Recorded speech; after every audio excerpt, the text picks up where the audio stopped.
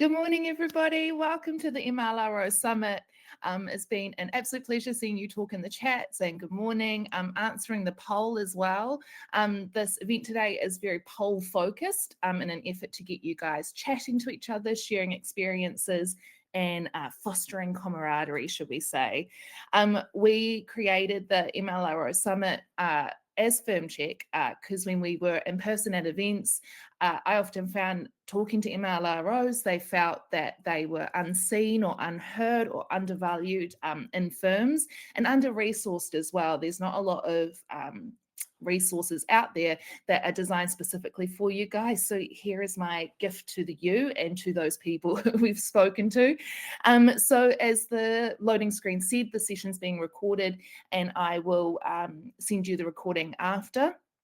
You get the CPD certificate at the end. I know that that's a hot question. And please ask questions throughout. I'll be live crossing to Kevin Lord, our General Manager at Firmcheck, throughout the event, who'll be looking in the chat and asking David Winch and myself questions that you have. Just a wee bit of an FYI, throughout this event, I'll be referring to AML professionals as MLROs, just so you know that that encompasses every role of AML. So if you're an AML junior or AML administrator, it all encompasses MLROs. So take what makes sense to you, leave what doesn't, or clarify in the questions. And as I said, heavy on the poll questions, so interact with those would be greatly appreciated. Let me show you what we've got in store for you today. Now, there is a little bit of a change in timetable, but nothing too crazy. I have swapped out Hamish Edwards for Alex Falcon, who is a digital nomad accountant and director of Soaring Falcon. She'll share her stories when we go to that segment. And then everyone knows and loves Mr. David Winch, who'll be with me throughout the day. There is a comfort break at 10:20, so just so you know where you can get that cup of tea or cup of coffee or maybe more paper from all the notes that you've been taking. Let me take this away. And I will start our first session at the state of AML compliance. So this is with Alex Falcon, as I said, who I'm just inviting onto the stage this minute, and David Winch. As they're coming onto the stage, for those who are not familiar, David Winch is the director of MLRO. Hi. Oh no, your microphone's not working, David. Oh dear. Oh, no, it's there. Okay, we're good. We are good. Good morning. And then I can see Alex is coming through there. Now, just so everybody knows, I'll be removing the chat from my view. But Leandra, yes, a staff member can register even though the event started. Good morning, guys. Alex, I know where you are, but do you want to share where you are? Yeah. Hi, everybody. Yeah, I did share in the chat. Hello from Cambodia. So as Sophie was saying, yeah, digital nomading at the moment during the UK winter. We had a catch-up meeting yesterday and I made the joke. I was like, guess who out of the 3 people here have just come back from Asia or are currently in Asia? It's the girls. It's the girls. So let's get started quickly with an opening kind of warm-up question. What do you guys feel are some of the common misconceptions about MLROs and AML teams? I'll go to you, Alex, first. I guess lots of people, probably feel a little bit overwhelmed with AML and potentially becomes part of, a mundane task. But I think essentially we all know how important it is to actually do. And so I just want to, highlight how it should be like a priority in your company, and try not to look at it as a misconception, because essentially it's something that we really have to do to protect us more than anything. Yeah, and I often again hear MLROs say that their leadership team gets in the way of them being able to do AML compliance, or they undervalue it and they go, oh, it's just a cost, it's costing us money, it's not making us money. David, what do you feel like some of the misconceptions are? Yeah, I feel MLROs and the regulations are kind of all about what you must not do. how you must wait before you take a client on until you've done CPD. And it seems to be as if it's written by somebody thinking, how can I most get in the way of business? How can I most get in the way of accountants, if you like, by holding them up, by chucking cold water over them, by saying, no, you mustn't do this. No, you've got to wait before you do that. And I'm hoping that today, with your help, Sophie and Alex, that we will kind of change that image a little bit, and say things like, if you've got know your client information, if you actually know your client, which you should do, that should relate to the work that you do and the fees that you earn, as well as complying with the ML regulations. So I'd like to see it as something rather more positive than you might get from just reading the regulations. Fingers crossed. Can I just add on to that as well? It's I think when we sign up a new client, like, we're so desperate to sign the client, not desperate to sign the client up, that's the wrong terminology, but we just want to get everything done for them. And so it's like we're trying to implement, so there's like, it reduces business risk. So the AML doesn't come into that process, like in terms of making sure we've got that transfer of their from their previous accountant. And so I think that's why sometimes it just drops off. And it causes a freeze in your business, right? Like, just as David said, there's so many within the regulations. It's don't do this, don't do this. SARS, don't tell anyone you're submitting a SAR. And there's not a lot of guidelines into how you actually do things. And so I think when the MLROs come across unique problems, which we'll uncover and discuss later, it becomes more of a freeze of like, okay, I know all the things I shouldn't be doing, but what do I actually need to do? What do I do? How do I do? So that is, Can I say so? And I know you won't say this because this is not a plug for Firmcheck, but if you've got software that can help you do things more easily and more quickly, so that if you are getting in the way of your partners who are wanting to sign up new clients, you can get out of their way more quickly, I think, with good software.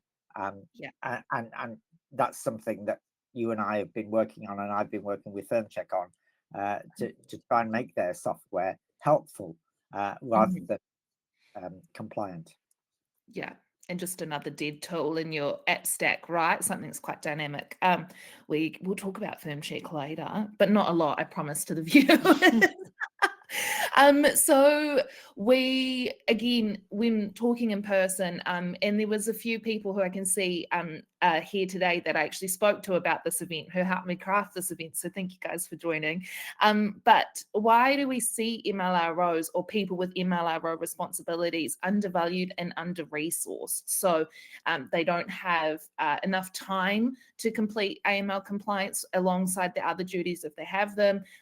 It's an effort to get any additional costs like an AML software approved. Why do we see this under-resourced for this government legislated process? I think you just said it, Sophie. It's a government legislated process. It's not something that accountants of their own volition would have said, hey, why don't we go to all our clients and ask them for their passports? That would be a great idea. What great fun that would be. They'll love that. No, that's not how it works, is it? It is a pain in the neck, or can be. And what we want to do is to deal with that pain as swiftly and easily as possible, and smoothly and efficiently, and also to actually extract the value out of this work that you have to do. That's the plan. I don't know what Alex thinks about. Well, I was going to say, Alex has got obviously an accounting firm called Soaring Falcon, but the structure of it, if you wouldn't mind talking, Alex, about how you're able to be a digital nomad. But I suppose alongside that, how have you found balancing AML compliance against everything else you need to do? Because I've seen it, I've sat next to you when you've had to do everything out, and I'm like, that is a lot of work. So yeah, how do you balance that with everything else? Yeah, I think like from the very beginning, I've always actually prioritized AML. I know that sounds like a bit of a bizarre thing to do, but it comes from experience of a really horrific story that I went through when I got qualified. And so essentially, it's just mandatory for me to make sure that I complete Know Your Client and do all the regulatory stuff. So if, when I speak to my staff about a new client, I highlight it, please can we make sure that we get this done first. I travel, I know this sounds weird, but my model is international client base, and I help them launch in the UK. So when I travel, I go and meet my clients, I see them face to face, I get to know them, I understand who they are, what they're up to. Again, it comes from my story, which I'm happy to briefly talk about if you have time. So just on that point, when I just got qualified as an accountant, I worked for a firm. But in the background, I had some friends, well, I'll say my friends, that people I knew of who lived on my street, and they actually found out that I was an accountant, knew I was an accountant, and they applied for mortgages, and they applied for, they created pay slips, and they put all my name on all of their documentation. When I worked at the company, where I was at, they essentially got in trouble with the police. They were doing some drug business or whatever they were deciding to do, but they were clearly doing money laundering. And I started a new job, and the police came to the office, and then I was summoned to court for potentially money laundering, because my name was all over the document. So I just thought, my goodness, I'm going to end up in prison, and that's something I didn't want to do. I thought, wow, I've just worked all my life for that time to get qualified, and blood, sweat and tears, 14 exams and ACCA. The last thing I wanted to do is just have my career just wiped away and end up in prison. So I did have a really scary situation happen to me early on. Thank goodness that the guys, admitted in court that they used my name, and the money and the mortgage advisor also.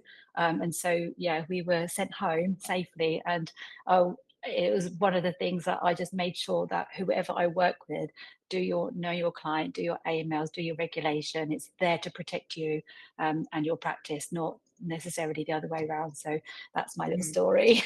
But nothing about these mortgage applications at all. They just put you on them as if you'd done it. And I really appreciate that story, because again, talking to people, and it's something that David and I say often, is that we hear accountants and MLROs say, oh, well, I don't need to do that, I don't know anyone dodgy, none of my clients are dodgy. And it doesn't actually have to be that. It can be people that you know, or people manipulating you in some way, just having that broad spectrum of, it's not going to happen to me. Doesn't work. Sometimes it happens to you. So talking about UK regulations and how they, I'm going to be really bold, how they hinder real life and accountancy firms, is the UK regulation and other regulatory bodies like supervisory bodies doing enough to support MLROs? I just recently received a lot of documentation and a letter. I don't know if anybody else has received this from HMRC, and it was about checking in on my VAT and making sure that I had everything set up correctly. And I had to send over all the stuff that I have done for AML. I don't know if anybody's received this, but it was registering with HMRC to make sure that I understand the process of who I need to report to if I do come across it. I can't remember, is it the, I'd have to go back to that link. And then I had to send in the ACCA proof that they check that I have a supervisory body. So I think they're really stepping up their game on AML and making sure that we're working with the right clients. Okay. Yeah. If anyone has gone through this process as well, comment in the chat. I hadn't heard that was starting to happen. Did you know, David? Yeah. It was a VAT education letter. Well, don't we all need education? If they can get their phones working and then send a letter, that would be great.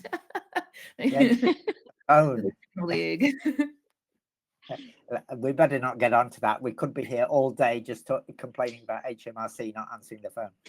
But the regulatory landscape is always changing, and new things are happening all the time in relation to money laundering in relation to Companies House, in relation to HMRC. So much is changing. I'm seeing quite a few accountants saying, "I've had it. I'm going to retire." But I remember that happening when self-assessment came in. People saying, "Oh no, this is just too much. I'm out of here." And actually, we're very good, aren't we, as accountants, at adapting and moving on and living in a new situation. But things are changing. Things are changing. Yeah. Do you feel like supervisory bodies, ACCA, ACAEW, all of them, I'll be here all day if I try to list them all, so I'm sorry I didn't include yours, but do you feel like they give enough resources or are available enough to answer AML questions when they come up? I think myself, it's a mixed bag. I see different supervisory bodies behaving in very different ways, and it's a bit scary, really, because when you're teenager, early 20s, and qualifying, you don't choose which qualification to go for based on your knowledge of how supervisory bodies are going to be 30 years later. So you're kind of stuck with what you're stuck with. And it would be nice if there was more consistency. I see on the poll one of the popular answers is we'd like clearer guidance from regulators, and I certainly would welcome that. And I would like consistent guidance from regulators, because I know that different regulators, different supervisory bodies have different attitudes towards various things. And I go on talking about it, but we could be here for hours. And it would be nice, if I'm talking to somebody and they're saying, "I've got a problem with my supervisor," my first question is, who's the supervisor? And it shouldn't be, should it? It shouldn't matter. It shouldn't make a difference whether you're supervised by ICAEW or ACCA or ICB or whoever, but it does. It makes a huge difference. Yeah. David has a scale of death graph where if you've seen him talk at ACCA, he's put very confidently, as he should, on a line all of the different accountancy and supervisory bodies on a scale of death. So there's some that are more difficult when it comes to, more complicated, shall we say, in their interpretation of the regulation. Their attitude seems to be, "Hey, you're not doing this quite right. Let me tell you how it should be done so that you can get it right next time, and we'll come back to you in a year or two and see how you're doing." Yeah. And others are more like, "You've not been doing this right. That's a disciplinary offence. Off we go into the disciplinary procedure." And you don't need, that's a real source of anxiety for people. I'll swing into technology. For those who aren't familiar, Firmcheck is an AML software provider. We're not an education provider, but we do give this to you for free. But often, again, in person, finding that firms are resistant to adopting another software or another technology within their stack. Why? But now I'm contradicting myself. But the question I wrote is, why have firms been resistant to technology solutions across all functions of firm, including AML, and why are they often implemented incorrectly? So I mean to refer that often people do a manual process to manage their AML compliance. Alex, you're really well poised to talk to this, being a tech first firm. But have you seen firms being resistant to technology to help them in their firm? Yeah, I think I think, again, back in the days or early days, the only thing that we potentially needed to do was, take a passport or use like a software, not software, like a credit agency. And if they passed, that was pretty much what we needed to do. So it would go onto a Google sheet or an Excel sheet or something like that and say, "We've done a know your client." It was very limited and we didn't probably put a lot of information on there. And so I think that's just, this is what we did last year. This is what we did last year. That continues. And so it's probably just an easy thing just to keep up to date. I think with all the changes that we've had and the risk of fraud and the data, again, my horror story with Revolut and losing £53,000, and I also had an ACCA audit. That's why I'm really hot at all this stuff right now. So it's like, one thing as well. Yeah, it's like So for me, it's like it's easy to do it it manually and to receive emails and to do all this stuff, but you're putting yourself like a massive fraud risk, especially sending documentation. Like I'm again not digging at HMRC, but they still don't have a link to share secure data when it comes to VAT setup and sending documentation. So using the software is essentially important to protect you from high risk fraud with ID that could be easily hacked. And I know as Firmcheck, we've talked to ICB as well, and they're really hot on their AML portal, but they talk about it in the lens of secure documentation and sharing documents securely. So I have a big respect for them for that, managing a software as an accountancy supervisory body, I mean to say. David, I don't mean to call you out, but you've been in this field of work for a wee while. So I'm sure you've seen it evolve into this technology element that people are starting to adopt. Do you feel like people are using it correctly or could use it better? Could software get better as well? Well, software Listening? can always get better, yeah, but as you know, I've been working with Firmcheck to help them make their software more useful to accountants, and the software has been revised recently, and it's been well received, so that's great. But it's interesting going to meet firms. I haven't actually seen Alex's firm in the flesh, but I can imagine what it's like. Sometimes I go to see firms, and I feel like I'm stepping back into the 1970s. As I walk into the office, I'm like squeezing between boxes of files all stacked up all over the place. And the world is so diverse. There are still clients who do everything on paper, and there are clients who do everything online. And the money laundering regs have to sort of work for all of these people. And it's quite challenging. And this is where I get into writing firm-wide risk assessments and writing policies, controls, and procedures documents and things, which are things we're not particularly talking about today, because I think we're working on the basis that MLROs have got those things under their belt pretty much. But yeah, firms are all very different. And sorry, Sophie, I've forgotten what your question was. Are people good at technology? It's very simple of why firms are having struggles adopting technology. Yeah. From where I sit and where I view again, and I should have said this at the beginning, I'm not an accountant, I'm an event manager and marketer, but I talk to accountants most days. If I'm not talking to Alex or David, it's someone else.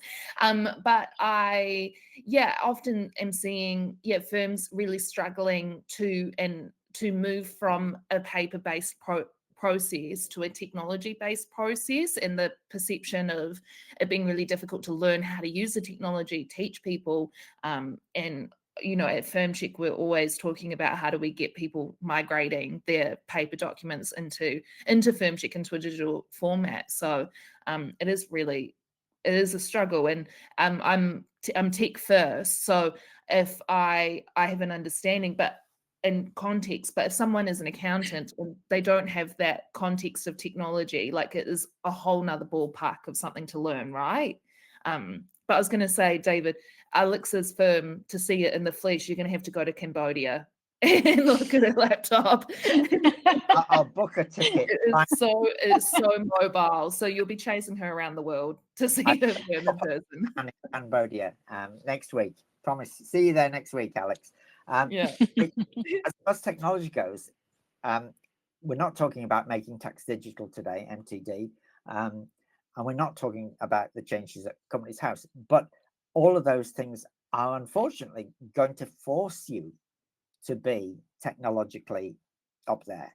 You're simply not going to be able to submit stuff on paper anymore, and MTD is going to have a huge impact on those sort of firms and their clients.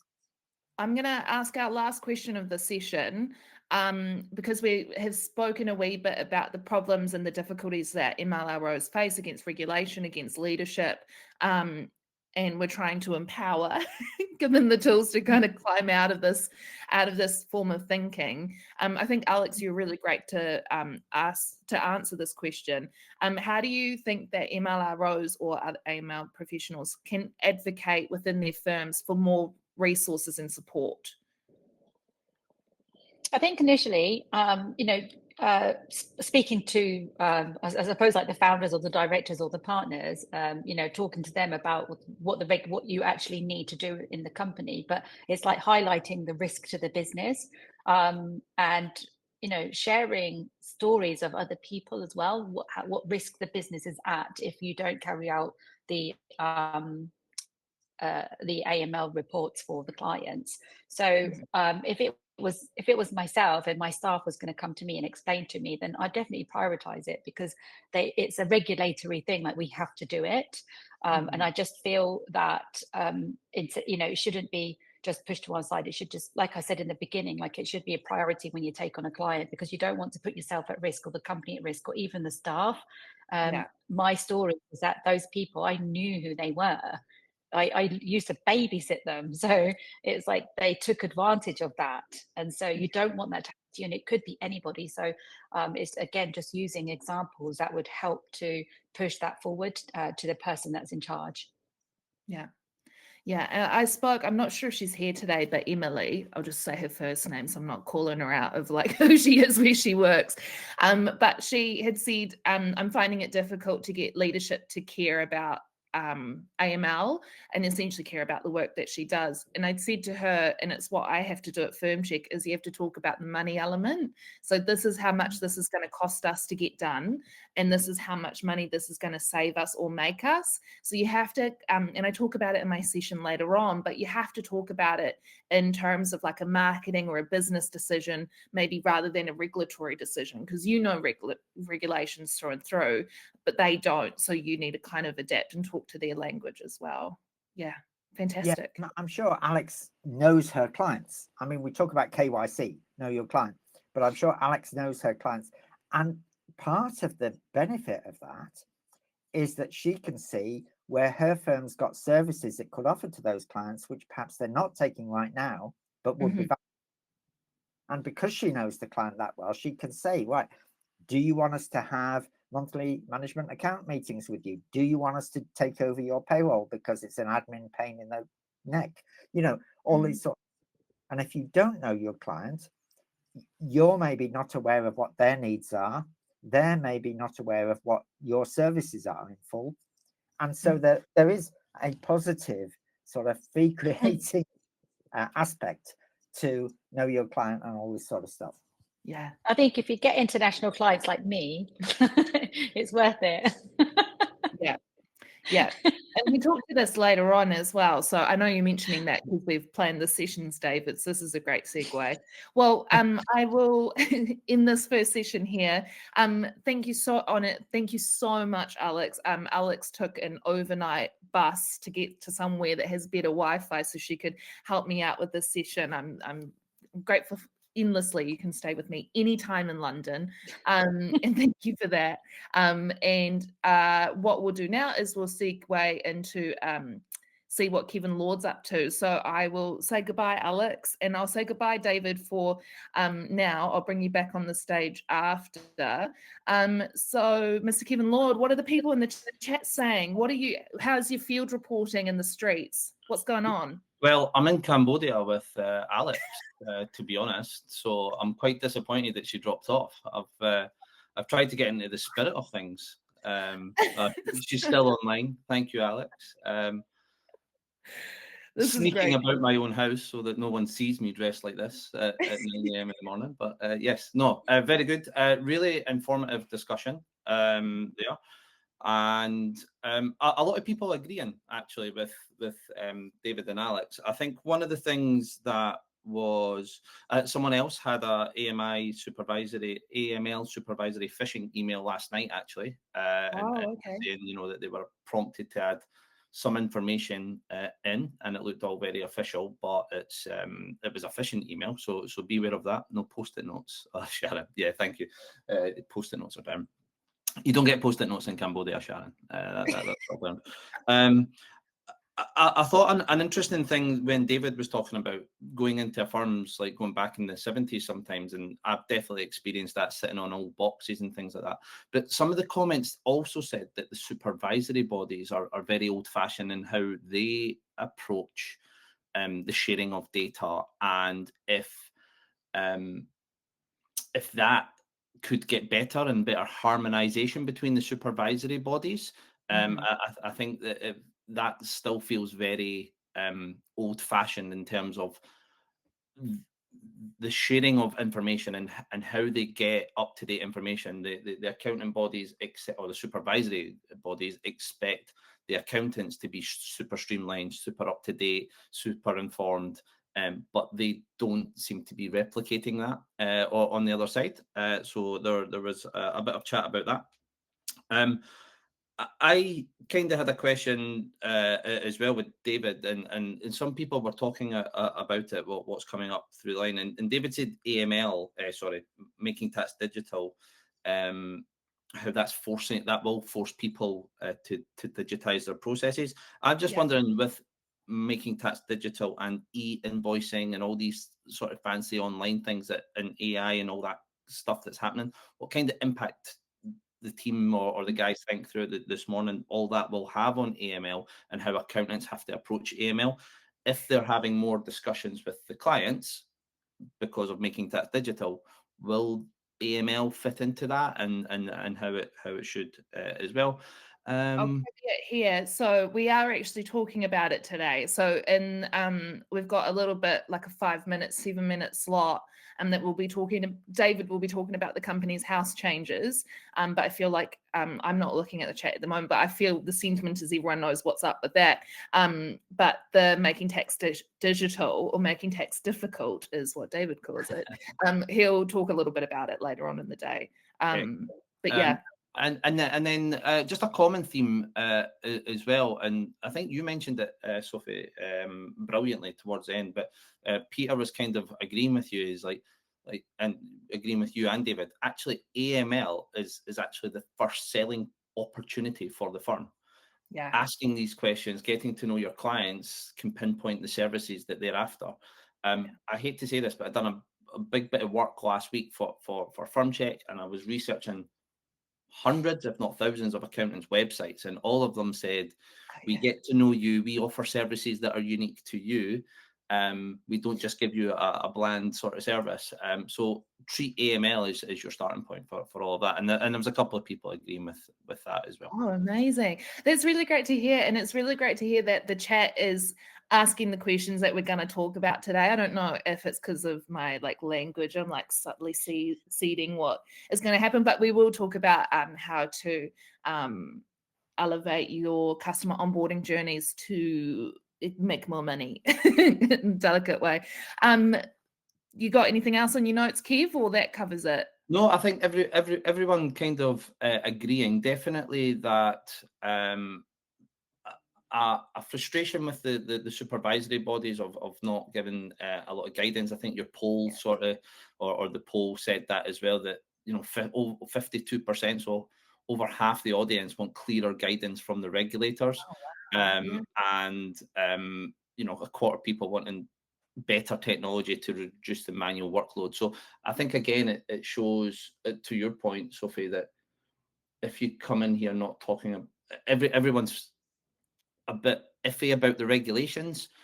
They're not 100% confident on it. So if you're trying to win priority or win power internally, and you lead with a regulation argument that you're not confident on, then you might struggle. However, if everyone wants to reduce workload and save time, and time is money, then you might get a better response to your arguments internally if you need more support. So no, I think everyone's fairly happy with the content so far.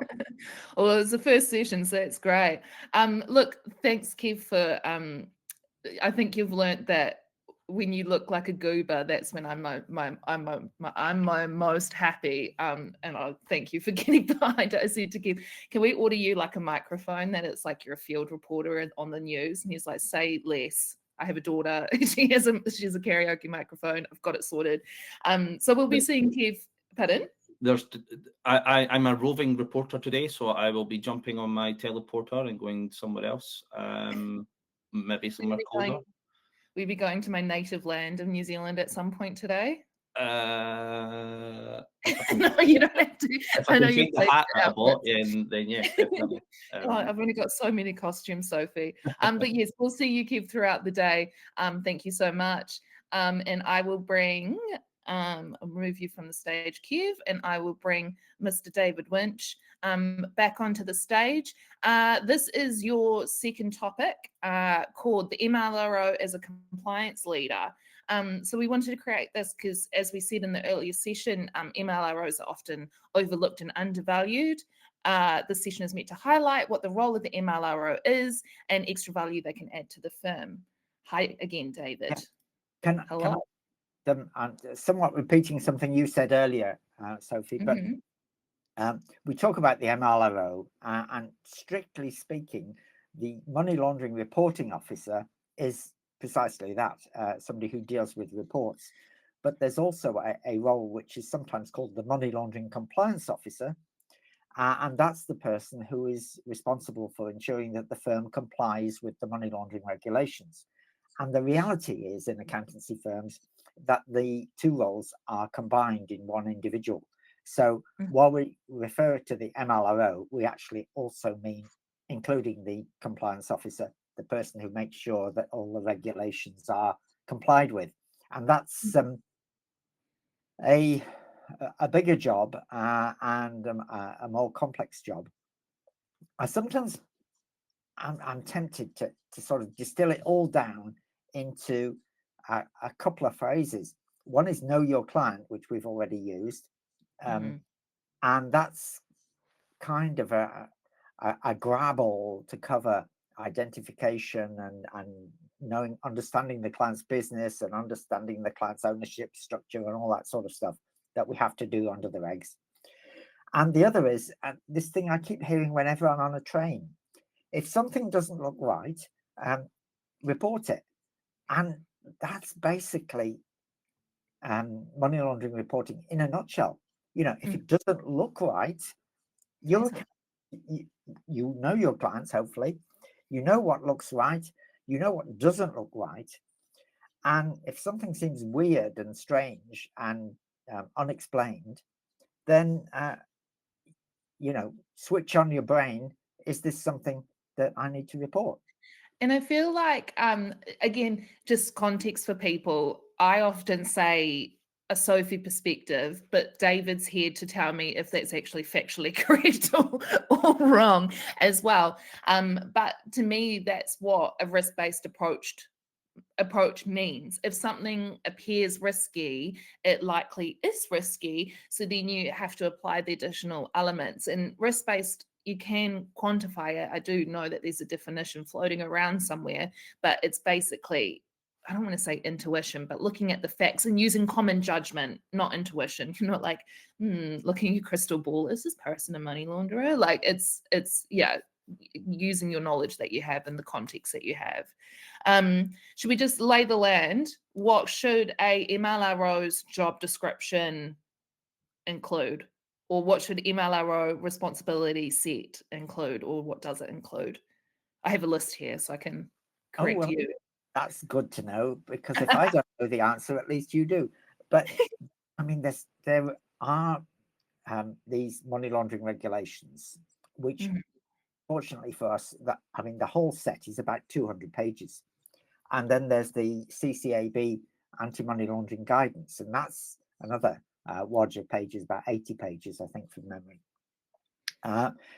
So if you knew all that stuff in detail, you'd be wonderful. But we don't. We have to pick up the key points, don't we, that apply to accountants. And one of the, which you and I were talking yesterday, Sophie, and you said, are the money laundering regulations written for accountants? And of course, the answer is no, they're not, not written for accountants. We're sort of shoehorned in to something that wasn't written for us, that wasn't made for us. Government has its agenda of what it wants to do, and the supervisory bodies have perhaps their agenda of what they want to do, and we as accountants in the field have our agenda of what we want to do, and that there's a mismatch.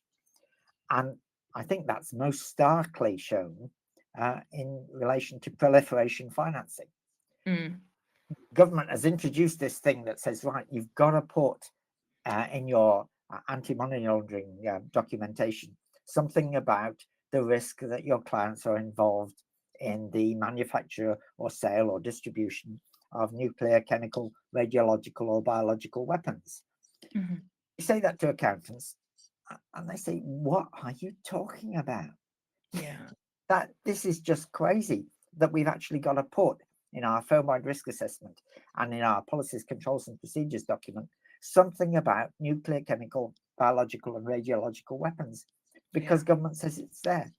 And you can understand from a Whitehall perspective why it might make sense to say, yes, if accountants are aware of this, they should have to report it. So but then to go on and say, let's make every accountant in practice in the country stick some in their documentation about this. It's absurd. Absurd. Thank you. That's a great word. And it feels like it sounds like a thwarting of responsibility. Like, how is it that it's an accountant's responsibility to look at terrorism financing? The list that I have to add to the terrorism fighting actions that accountants have to do is to meet regulatory compliance. So the MLRs 2017 and your supervisory bodies guidance as well. You have to balance the two. The submission of SARS, and let me know in the chat as well if this is something that you find difficult or isn't talked about as much, because I'm kind of hearing that that's the case. Policy controls and procedures writing for the firm. You have to train the staff. Firm training, you have to undertake AML training annually. This does count, guys, when you get your CPD certificate. Internal monitoring and external audits by your supervisory bodies, liaisoning with regulatory bodies, and risk management as well. So when a dodgy client comes through, or appears dodgy, that the MLRO weighs the risk of engaging with that client. Anything to add? Yeah, a lot of jobs. I act for, I was going to say I act for a lot of drug dealers. In my criminal work, I see cases of convicted drug dealers, convicted fraudsters, and so on. And of course, they actually don't have accountants. So the idea that by regulating accountants more, you can hit those sort of businesses doesn't actually work. But there are circumstances where accountants' clients are involved in criminal activities. Obviously, tax evasion is one, but also in trading standards offences and things like that. And I have, unfortunately, experience of cases where criminals have been using accountants, and the accountants have simply not been aware of what was going on. And it is the situation that when the police get involved and look back, with the benefit of hindsight, and also with the benefit of, if you like, a police officer's perspective, which is most people we deal with the criminals. We expect to see criminality. The police officer's perspective on the case is very different from the accountant's perspective. And the police officers are thinking, how did this accountant not know this? They must have known that this was going on. They must be complicit. And that is a danger for accountancy firms, that if you do have clients who are engaged in criminal behavior, it may look to somebody else observing afterwards that there were all sorts of signs that you should have picked up on. And if you didn't, that was because perhaps you were deliberately turning a blind eye. We talked in the about how or how we're going to talk today about how MLROs add value to the firm. And from everything that you and I have just talked about, like none of that is money generating activities. Like how do I generate money from SAR investigations, or how do I generate money from criminal stuff? Unless you're a criminal yourself, but yeah, I mean there's possibilities. Whereas with the accounting firm, like the accountant is the main one who's navigating and making money and managing money. When it comes to firm structures, I know you and I often refer to the term of MLRO, and in previous webinars that we've had, people have gone, I don't have an MLRO, or I don't know who the MLRO is, or what's that? Can we uncover a little bit of like what the responsibilities of the MLRO looks like within different firm structures? Like in the example of Alex's firm, she's Soaring Falcon, she's the director and the MLRO, so she wears all of the hats, you know. So what are some of the ways that MLRO presents in firms, David? Okay, well, if we take the easiest one first, receiving reports from staff, reports of suspicion from staff, and submitting reports to the NCA. And actually, I was just the other day helping somebody with writing their NCA report. And more fundamentally, the compliance role of ensuring that the firm is actually following its procedures. I mean, first of all, it has to have procedures for identifying clients, for obtaining and recording know your client information. And one of the things that we often see with smaller firms is that they say, yeah, I know all this stuff, it's all in my head, but actually it's not written down, it's not recorded. And again, dare I say, software helps you there. But we need to have records of things so that when the supervisor calls, and they eventually will, and asks for copies of the records, you've actually got something to show them, rather than saying, well, I know all my clients, they're all great guys. That doesn't cut it with the supervisor. So yeah, making sure the system is designed to work, designed to record all this information, and then keeping an eye on it and making sure that actually in practice it is doing those things that it's designed to do.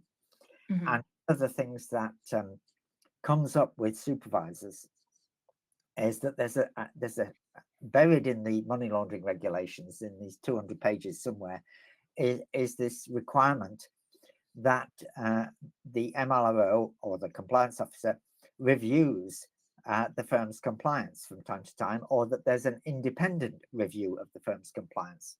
And when I saw this in the regulations, I thought, oh yeah, PwC, KPMG, these big firms, they will have a team of people, like an internal audit group, who will come and review the firm's compliance. So that's for them, thought I.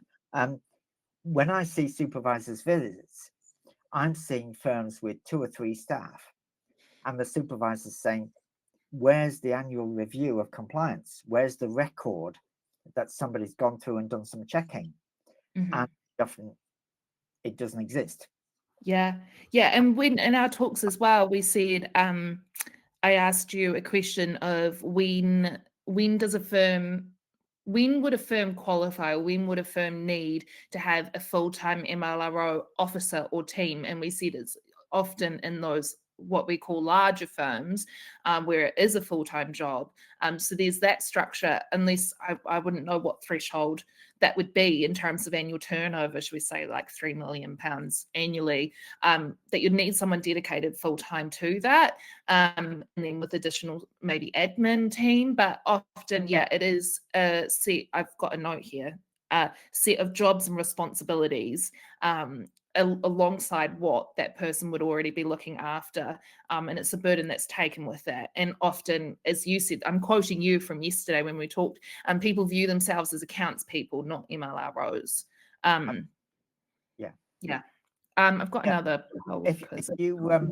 If you actually, we all have, hopefully, fingers crossed, we all have a policies, controls and procedures document, And usually pretty high up, one of the first items there is a list of the MLRO's responsibilities.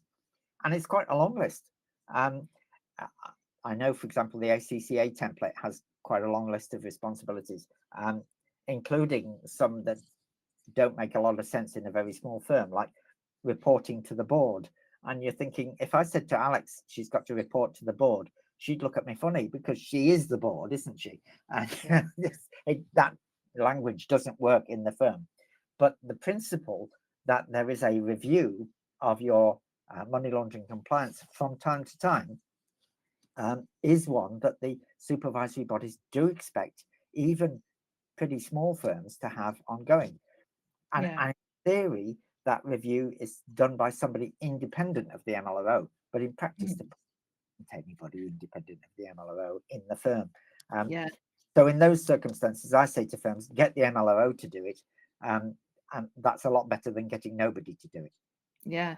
Yeah. I'm just looking at the results from the polls and I'm actually quite surprised. So, how often do you feel overlooked and undervalued? The most popular answer is never. My firm fully values and supports me. I'm just letting you know that you can answer what you like. It's private.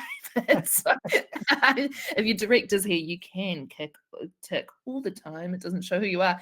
But that's really surprising to me because I often hear people having difficulties. So this is great to hear that that's not the norm. And then again, how many of you have experienced challenges with leadership? Really? Like really, doesn't really happen. It's not a major issue is the majority answer. So that's great. Like that's fantastic that the majority has leaders, if they're not the leader, to say, we support you, we understand, we value AML compliance. Whether that's because they're scared witless that if they get a supervisor's visit, that they will be in the doghouse, shall we say? Don't know.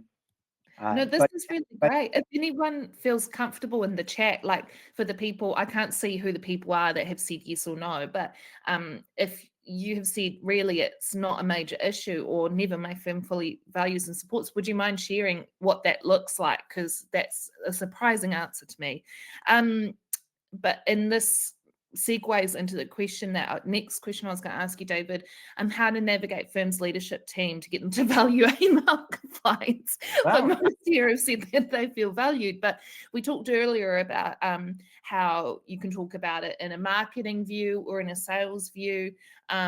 Often the perception again of AML is a freeze. It's a not now. I've got to wait for this documentation. Can't start work until this is done. And a barrier to get the real work done. So with that, how do you communicate the value in what you're doing, or how can you add value in what you're doing? I go back to my experience from some time ago, where I remember one of my clients went to another firm and got an advisory report. And I thought, flipping heck, why didn't you ask me? I could have answered that for you. And the reason was that I hadn't communicated to this client the breadth of the services that we offered and the expertise that we had in the firm. And so my fault.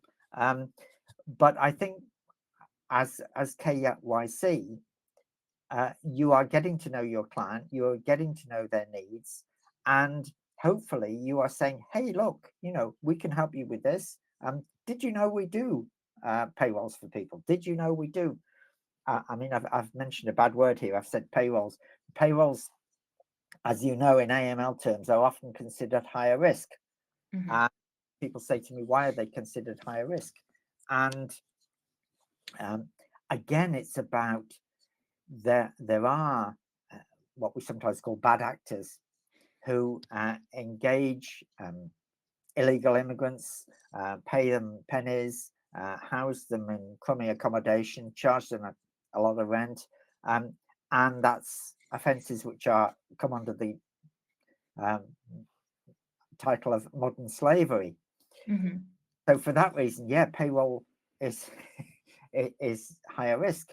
But in practice, for accountants' clients, you're doing payroll for people because it's admin that they don't want to do. And also there's, again, a whole load of rules and regs related to payroll, which people in business don't necessarily know. and they might be getting things wrong. Mhm. You can say, hey, we can do your payroll, we can take that burden off you, and we can earn some more fees. Yeah.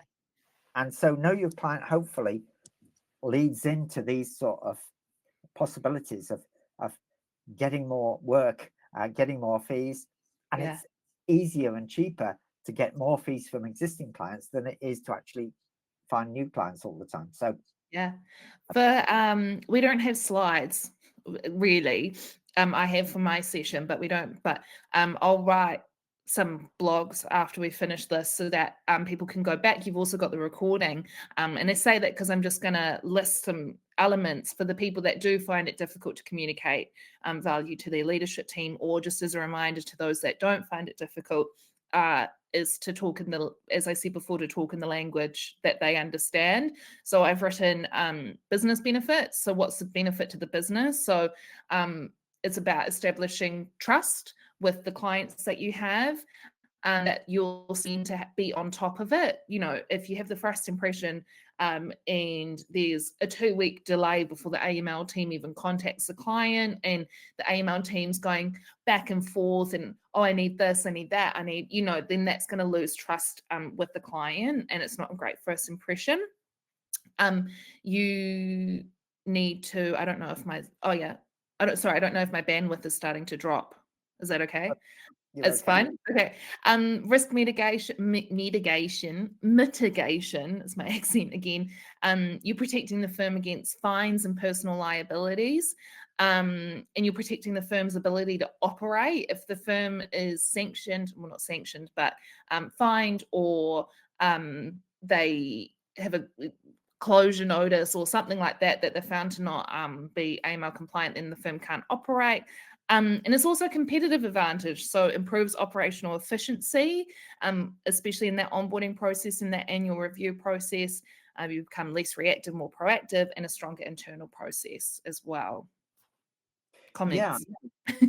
What I would say is, again, talking about different supervisory bodies, there's one body I can think of, and I'm not going to name them, who seem to be very quick to expel people.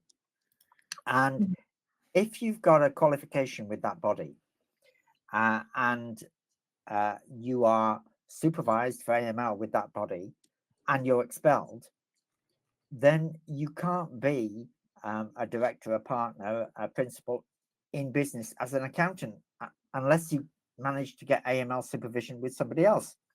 And people usually think, oh, right, if I get expelled from my professional body, I'll just apply to HMRC and they'll cover me and it'll be fine. And what they find is that HMRC actually then refuses to cover them because they've a history of being expelled. So I was dealing with one guy, a chap with a wife, mortgage, young family, in practice, and he suddenly says, look, in 3 weeks I've got to close my practice down because I've been expelled. And you know, he'd not done anything seriously wrong, he just hadn't got his boxes ticked, if you like, his paperwork in order. And what do I do? And in the finish, what he did was sold his practice, merged his practice with another local practice, became an employee of this other firm. But, you know, a major hiccup, well, hiccup isn't the word, a major anxiety for the guy. He's thinking, you know, how am I going to pay my mortgage next month if I can't work? And within larger firms as well, like MLROs, actually, I'm sure you guys all know, but have a certain amount of personal liability. What a horrible accent sentence for me to say, personal liability.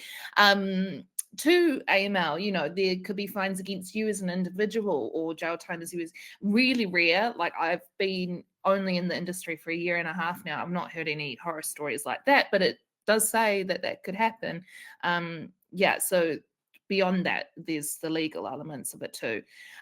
So I wanted to segue a little bit and talk about, I keep referencing adding meaning and value to the firm, and what that can look like, how you can frame that. And I've said, what can MLROs leverage that they have? In my role, which is marketing again, I can see everything. I can see who our customers are. I can see you guys. I'm talking to you guys. I have access to a huge amount of information about Firmcheck. It is the same for the MLRO. The MLRO knows where you live. They know how much you earn, where your money is, how you got your money. Did you inherit it? Are you old money? That MLRO has so much information that maybe you're not leveraging and using to add value to the firm. We talked a wee bit, David, yesterday about what that can look like. Do you mind sharing what that can look like, how MLROs can use that client information? Yeah. Firm. The information, of course, has to be organized in some sort of way. It has to be recorded and organized, and then the firm can use it, as we've said, to identify opportunities for additional services. For example, if somebody has investments, and if you do investment advice and maybe you don't, then you can get engaged in talking about how we can look at your investment performance, how we can look at your pension. Yeah, I know. Is it your dog's barking? No, I wish I had a dog. It's some dog. Sorry, guys. Yeah, carry on. How you can look towards your retirement and so on. Now, a lot of firms these days don't do that sort of work because, again, it brings in a whole load of new regulatory requirements. Mhm. But again, firms may be referencing external advisors and putting you in touch with somebody who can look at your pension arrangements or whatever.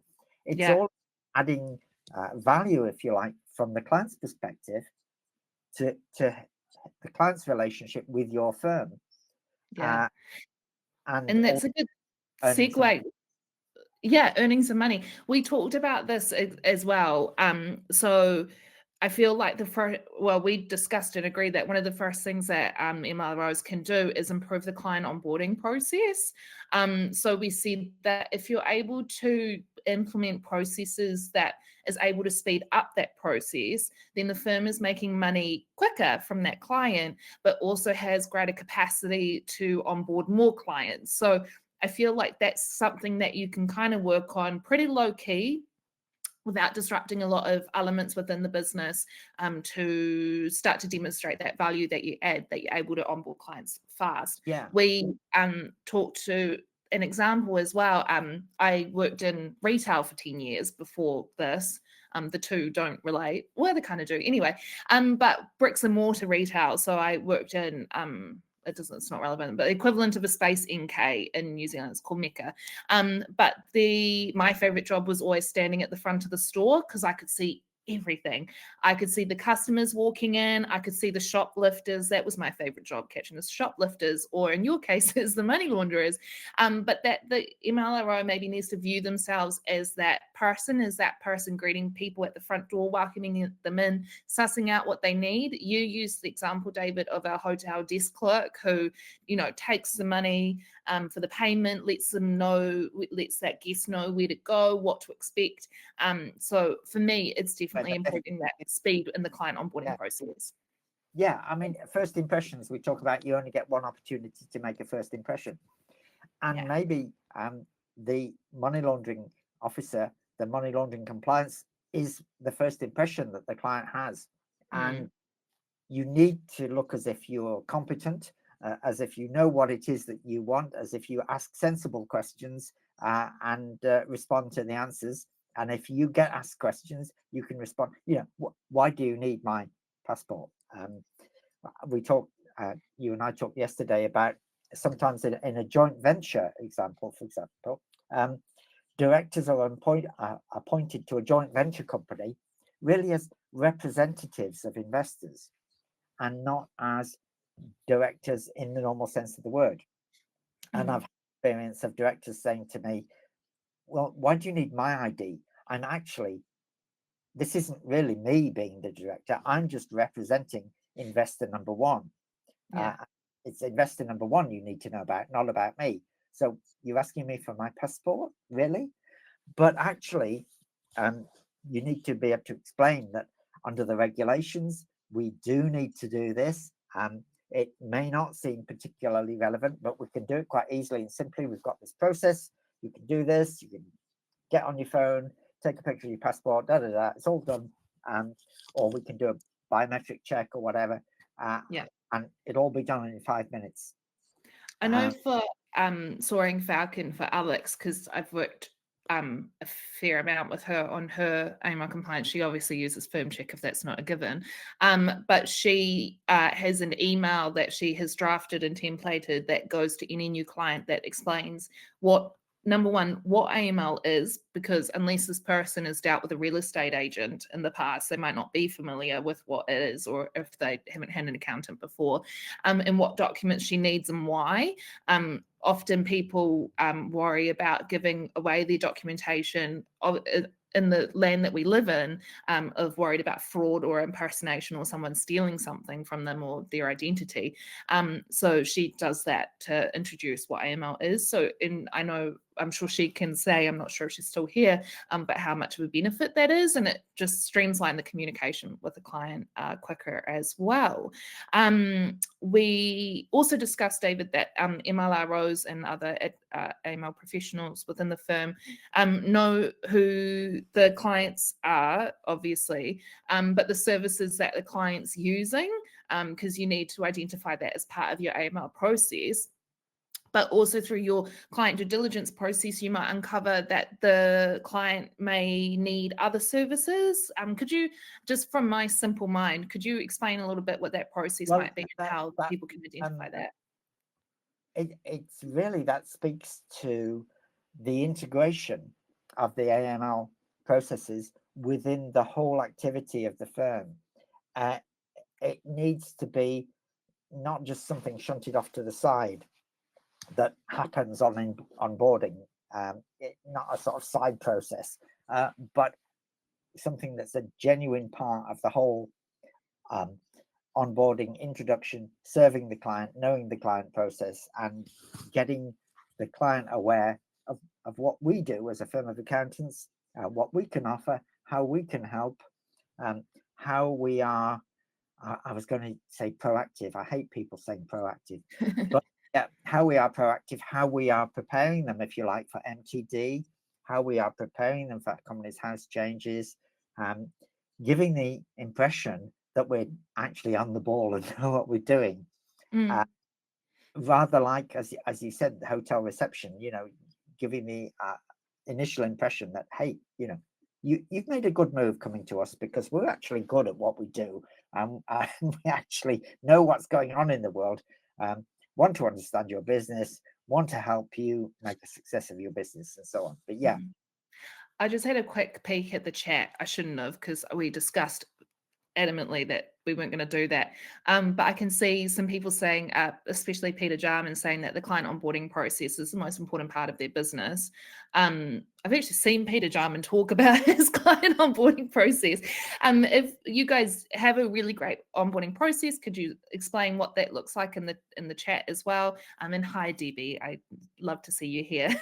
every webinar we have, Debbie's here, and she's such an active supporter, which is great.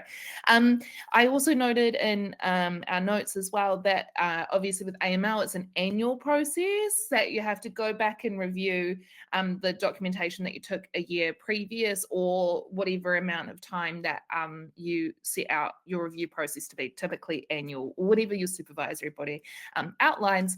That when you're going through this process as a MLRO, you might get some indicators from that client whether or not they're likely to offboard at this point. So I see that, if you call them up or send them an email and they're kind of not really engaging with you, they're not really answering the phone, they've kind of got a weird vibe about them, which isn't a professional term, that might be an indicator that they might be looking at offboarding. So then that's the value that you can add, because you can communicate to the person, the accountant that's looking after them, that you're kind of getting the sentiment, maybe it's worth reaching out, seeing what's up, basically, and whether or not you can keep them if that's the case.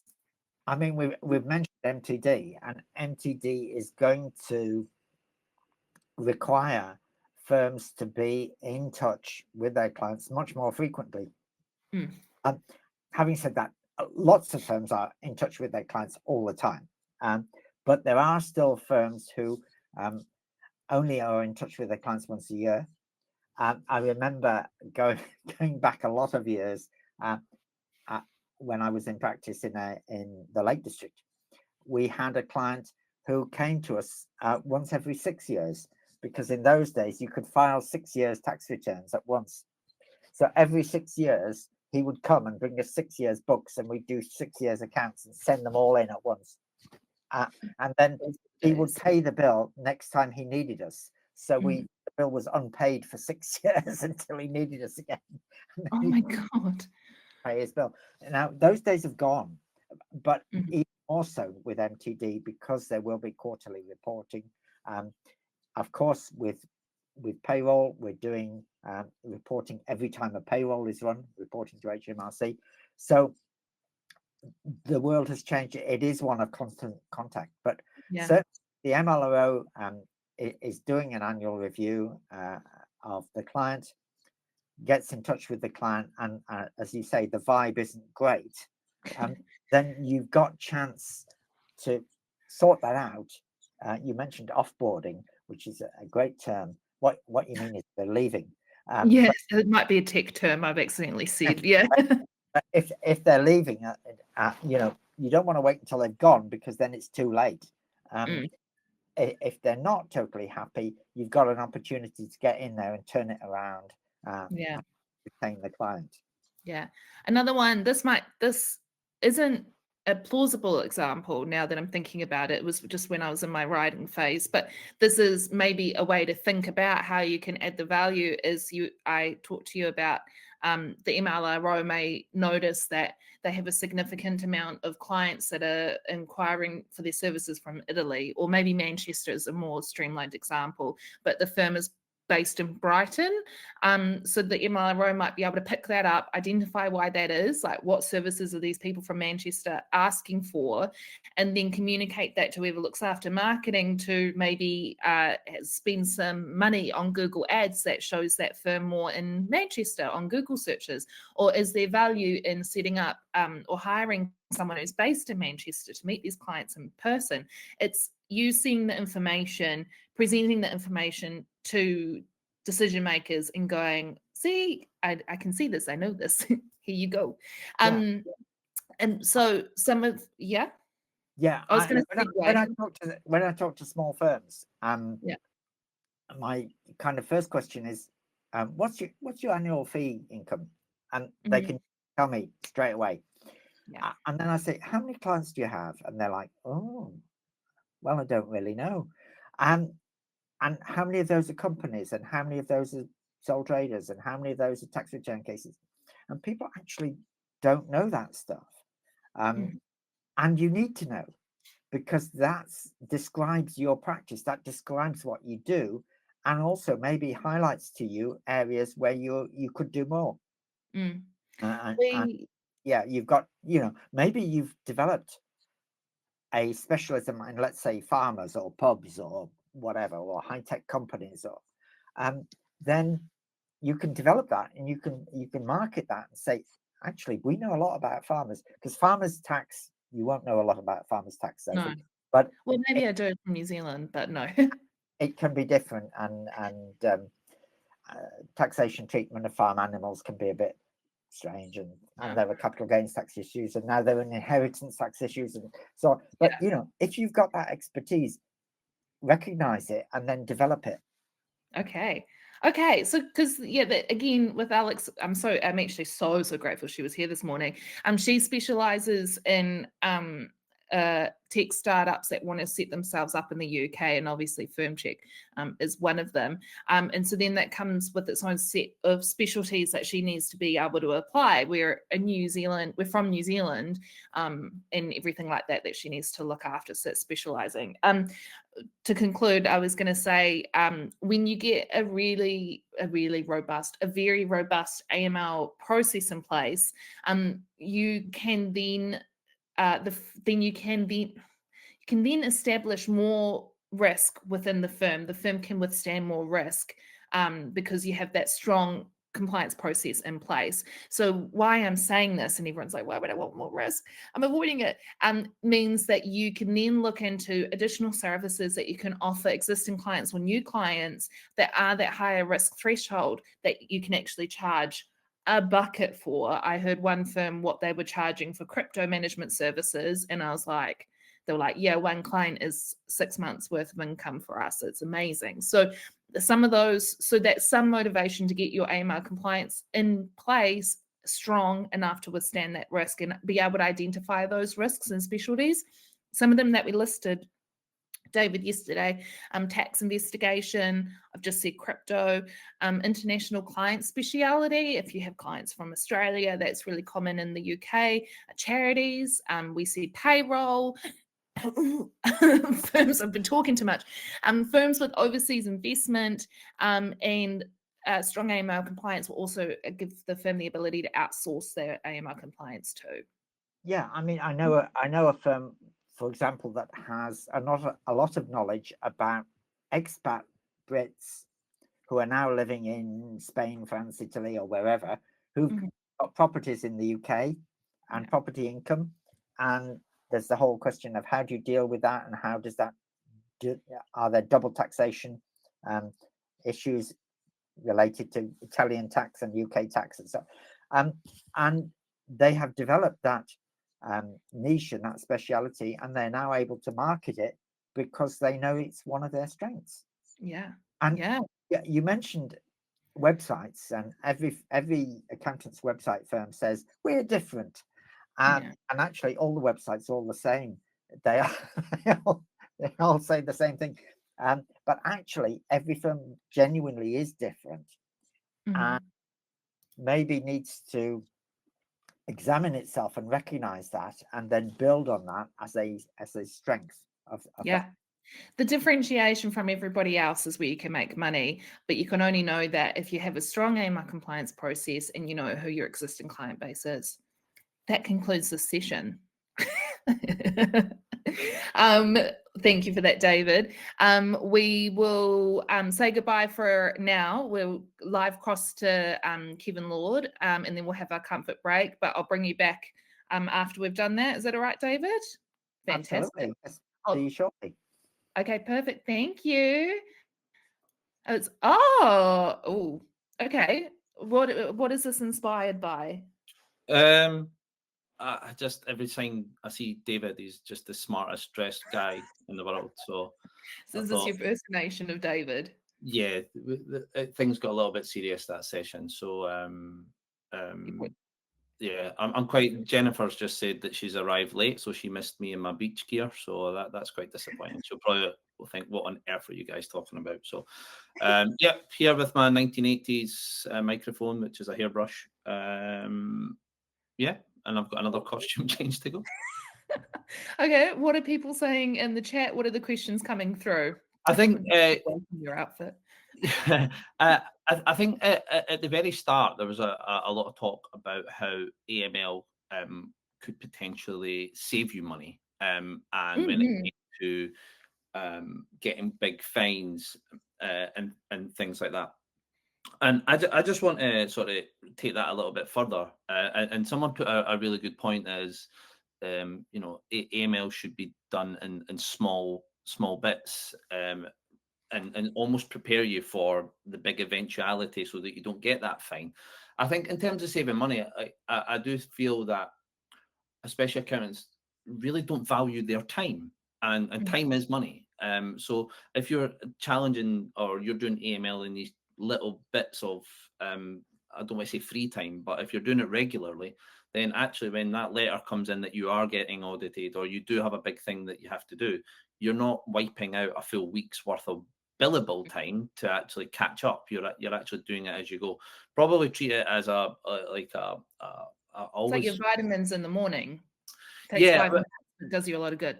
I had two ways that I was going to sort of say what I meant there. Either like there's a reason that like chefs do a deep clean of their kitchen once or twice a week. They clean as they go, and then they do a deep clean of their kitchen. Now they're spotless, but it's in case they get a visit from health and safety, they can say, well, actually we deep clean twice a week or whatever that is. So we've done everything that we've had to do. I also think in terms of commercial opportunities, and I know you were kind of pushing that quite a lot.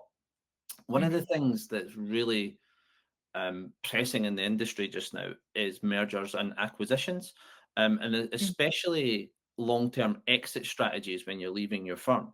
Is that if you're compliant and you can show that you're compliant and show that you've got everything in line, then you're much more attractive to someone that's potentially going to buy your firm, or perhaps you've got, you know, they'll offer you more money because they know that you're quite reputable. So always think about the long-term planning in that as well. And we've spoken to a couple of people coming to Firmcheck going, oh yeah, I really don't want to do this, and I'm selling in a couple of years anyway, so I won't bother. And you think, well, who's going to buy someone that doesn't know the risk in their firm? To be there. We also had a lot of people when you were talking as well, Sophie, people saying actually they should charge for onboarding, they should charge for AML services, but they don't. And quite a lot of people saying actually we're going to start doing that, but we don't know how to start. What I loved is someone's comment, I can't remember the name, someone's comment saying in our network group, so they're already talking as a peer group, which is great. We've spoke about showing the value that we do as a practice, as a firm, and we have to tell our clients all the work that we have to do in the background, but they're just struggling with the wording with that. So I threw in a little suggestion about using ChatGPT to help you word emails or word things. Now, Marcus, who we know very well at Firmcheck, made a great point that actually, as long as you've got a secure AI tool, you know, and make sure that you're GDPR compliant, AI can actually also help you with your SARS reports or your adverse media searches. No, I'm now seeing that I'm holding a hairbrush, and I'll yeah, the microphone's lost its effect. I was going to say, we actually did a session. I'm just trying to wiggle us along just for timing. But we had a session. I'm not going to name them here because I might be characterizing them incorrectly. But she charges 300 quid for AML onboarding. It's a firm that only has 10 clients, but they're huge clients. But I think you can only understand what you need to charge when you have an understanding of how much time it's taking you, and then you're able to apply what that actual cost is. So for them, they're very, like, they only look after huge clients. So obviously that's a long process. She said sometimes it takes them 3 to 4 days worth of work. So that is how that cost is justifiable.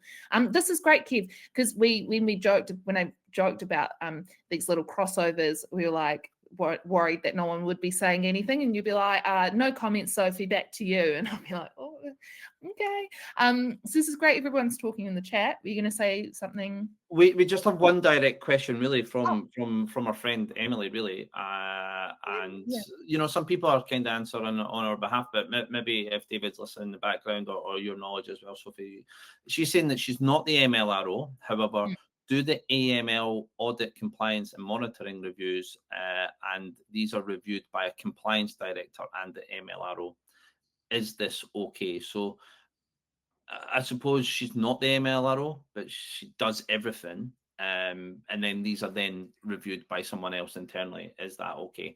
And to be honest, other people in the chat are saying, yep, that's actually me. That's me. It's me doing all this kind of work, but someone else is reviewing it. So is that okay? Now, I can't actually remember the point in the conversation that was related to, which would just help. ask them as questions as we go through. But yeah, like if you have a person in the firm that's the MLRO and you're doing the work and then passing it to them for their final approval, then that's the process it should be undertaking. I'm sure David can give more light to that.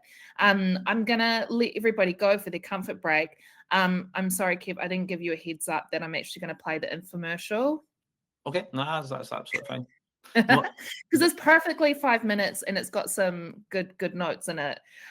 So we'll go for that comfort break. I will just quickly share again our schedule for the day, because I forgot to highlight that at 11:50 I have a secret announcement to announce. So in the no, I'll just take this away, stop sharing. So stay till the end of the day, and I will leave you go for your comfort break now. Please enjoy this Firmcheck infomercial that Kevin put everything into, I meant to use this for something else, but it was 5 minutes. It was perfect. So we'll say goodbye to Kev, and I'll put this video up for 5 minutes. We'll see you after the comfort break. Do you ever feel like AML compliance is a never-ending headache? Mountains of paperwork, endless checks, and the constant fear of missing something important. We get it. Staying on top of your anti-money laundering obligations can feel overwhelming. But what if it didn't have to? Introducing Firmcheck, your ultimate AML compliance solution, designed to make compliance simple, stress-free, and efficient. Hi, I'm Kevin, the General Manager at Firmcheck, and I'm here to show you exactly how our software works. So over the next few minutes, I'll walk you through the platform and show you how it can totally transform your compliance process. Let's dive in. In this short video, I'm going to take you through the full AML process for a single client in Firmcheck. I've already imported my client data from a practice management solution using Firmcheck's built import tool. I'm now going to use the filters at the top here to select the ones that I've not started yet and scroll down to My Heat UK Limited.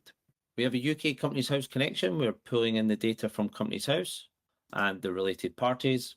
We're going to go ahead now at the top right and start AML. This first section is the client profile. Here we have our internal management and the list of CDD candidates for the firm. Now, for the quickness of time, I'm going to only select Stephen here and the roles that he does in the business. Next section is the client information. So you might put the nature of business or the SIT code in from Companies House, and this is a free typing area. For support and documentation, you can drag and drop any documentation in here, letters of engagement, onboarding checklists, old risk assessments. Not ID documentation, we have a section for that specifically. I've hit save now, and now we come on to the digital risk assessments. Depending on your supervisory bodies, we have templates available for you in our library. You can also set up your own risk assessment templates in our firm settings. We're going to go ahead here and just select yes for one of the risk factors, just to show you that you have to add what risks you've identified and any mitigating actions. You can set all the other unanswered questions to no now and save the risk assessment. Finally, we've got the ID verifications. Now, most firms are very good at ID and they forget the rest of the process. Again, if you've got historic documentation, you can drag and drop that into the software. Say that you're using this driver license for ID, and that you're going through the process of manually verifying that does this ID match the information on the system. If it's a historic document, you can put the date that you verified that on. I'm going to do this for a proof of it. You can go back and view that now, and you can override it at any time. Now I'm going to go ahead and put a proof of address in here now, import the details here and hit add document. We've also got the options of running electronic checks here. So that is if you do not have ID or you want to have an enhanced check, we can verify the name, date of birth, residential address, and run a PEP sanctions check as well. If you only want to run the PEP and sanctions, you can do by clicking the button at the bottom. There's no additional cost to that. And you can see that Stephen has cleared that check. You have the ability to turn on the monitoring as well. This advanced ID check is biometric. You can run that whenever you like. It's on a pay-as-you-go process. I'm going to mark that now as verified. We'll get the 4 ticks at the top. Mark the CDD as standard and the risk level as low based on my firm's policies. And we are happy to proceed with the client. We can go ahead now and review. We've submitted that AML process and everything has been completed. If we go to the work tab quickly, this client will now live in the done queue. 3 months before the review date, they'll move back into the to-do list where you can come in here and review the AML. Once you click on that, all last year's information is still here. You're just double checking this, reviewing last year's risk. Has anything changed, yes or no? The verifications are still in place because we've still got the ID, we've still run the electronic checks. All that's left for me to do now is mark that for 12 months. And I've completed my annual. So why wait? Join hundreds of other UK accounting firms already simplifying their compliance process with us. Visit www.firmcheck.com where you can get started on our free trial and experience the future of email compliance today.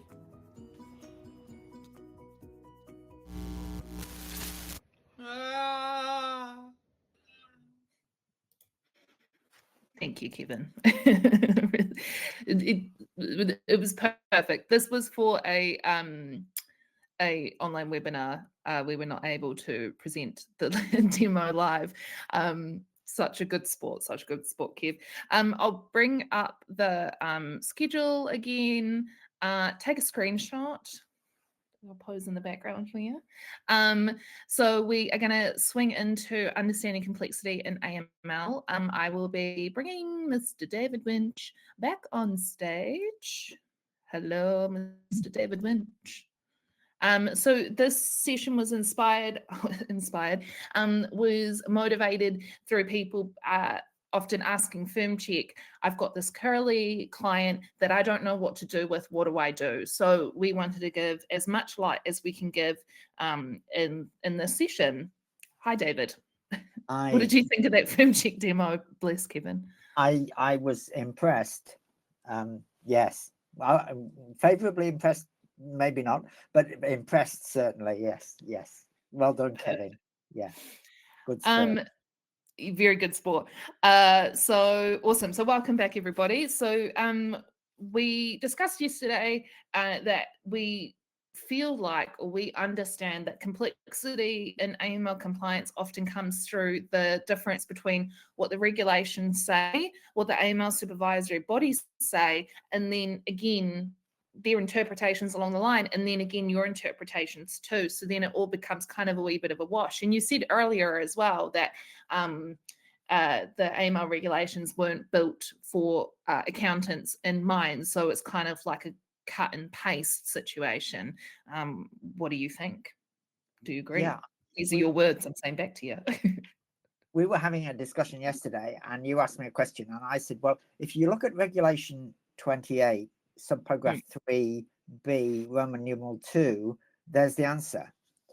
And I'm thinking to myself while I'm saying that, who the heck, apart from weird people like me, is going to know about paragraph 28 3b2? But that's where the answer is. And we also talked about sometimes there seems to be a bit of discontinuity, if that's a good word, between what the regulations say and what your supervisory body says you have to do. So that sometimes the supervisory bodies sort of will advise you to do things which don't cover every dot and comma of the regulations, which is fine. Except that if I'm dealing with a different supervisory body, I might find that actually they're very hot on that particular piece.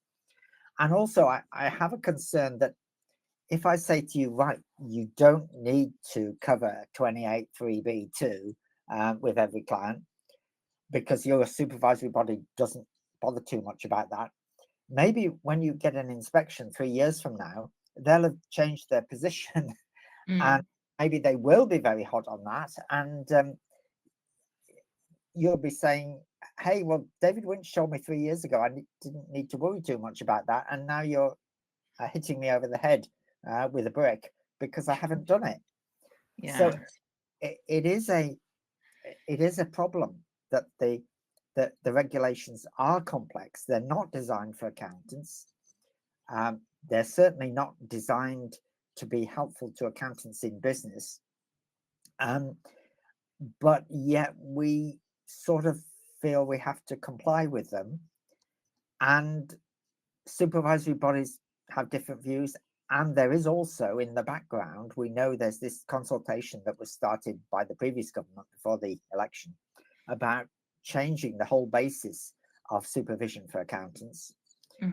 If that comes about, how is that going to impact us? Are we going to find that the goalposts have shifted and we have to do things that we didn't do before? And let's face it, in terms of your relationship with your client, when you've onboarded the client 2 or 3 years ago, you don't really want to go back and say, oh, well, actually, now I need to see an up-to-date council tax bill or something. And I didn't need to see that previously. From the client's point of view, that makes no sense. Why on earth would you be doing that? But sometimes we do find ourselves in that situation. Yeah. So was that an answer to your question, Sophie? Because I forgot. It's okay. So I want to point or signpost here as well. Like, I was of the thinking when I first dived into this, the supervisory bodies are the bad guys. They're annoying. They make life difficult. They, like, oh, can't they just get their stuff together? But then I started talking to them, started learning about them, and meeting them, and meeting the AML compliance leaders within supervisory bodies as well. And here we're trying as hard as we can. We are also, audited by the government. So they, or the government bodies that oversee them. So often what is perceived difficult that the supervisory bodies are enforcing upon you is actually what's being enforced upon them. It's a domino effect, would you say? So I think that's important to signpost here, is that they're also being overseen, and what they set as what is required of you is actually being approved by their auditors. Who audits the auditors? Sorry, David. What's the department? Are you thinking OPBAS? Yeah. The Thank Office you. of Professional Body AML Supervision, I think. Thank you. But to point out as well, like, the source of ultimate truth is the accounting body or the supervisory body that you belong to. So what their guidelines are is what you have to follow. So if your neighbour belongs to ICAEW and you belong to ACCA or IAB, whatever have you, and it's all these different rules, and it's like, oh, grass is greener over there, why don't we do it that way?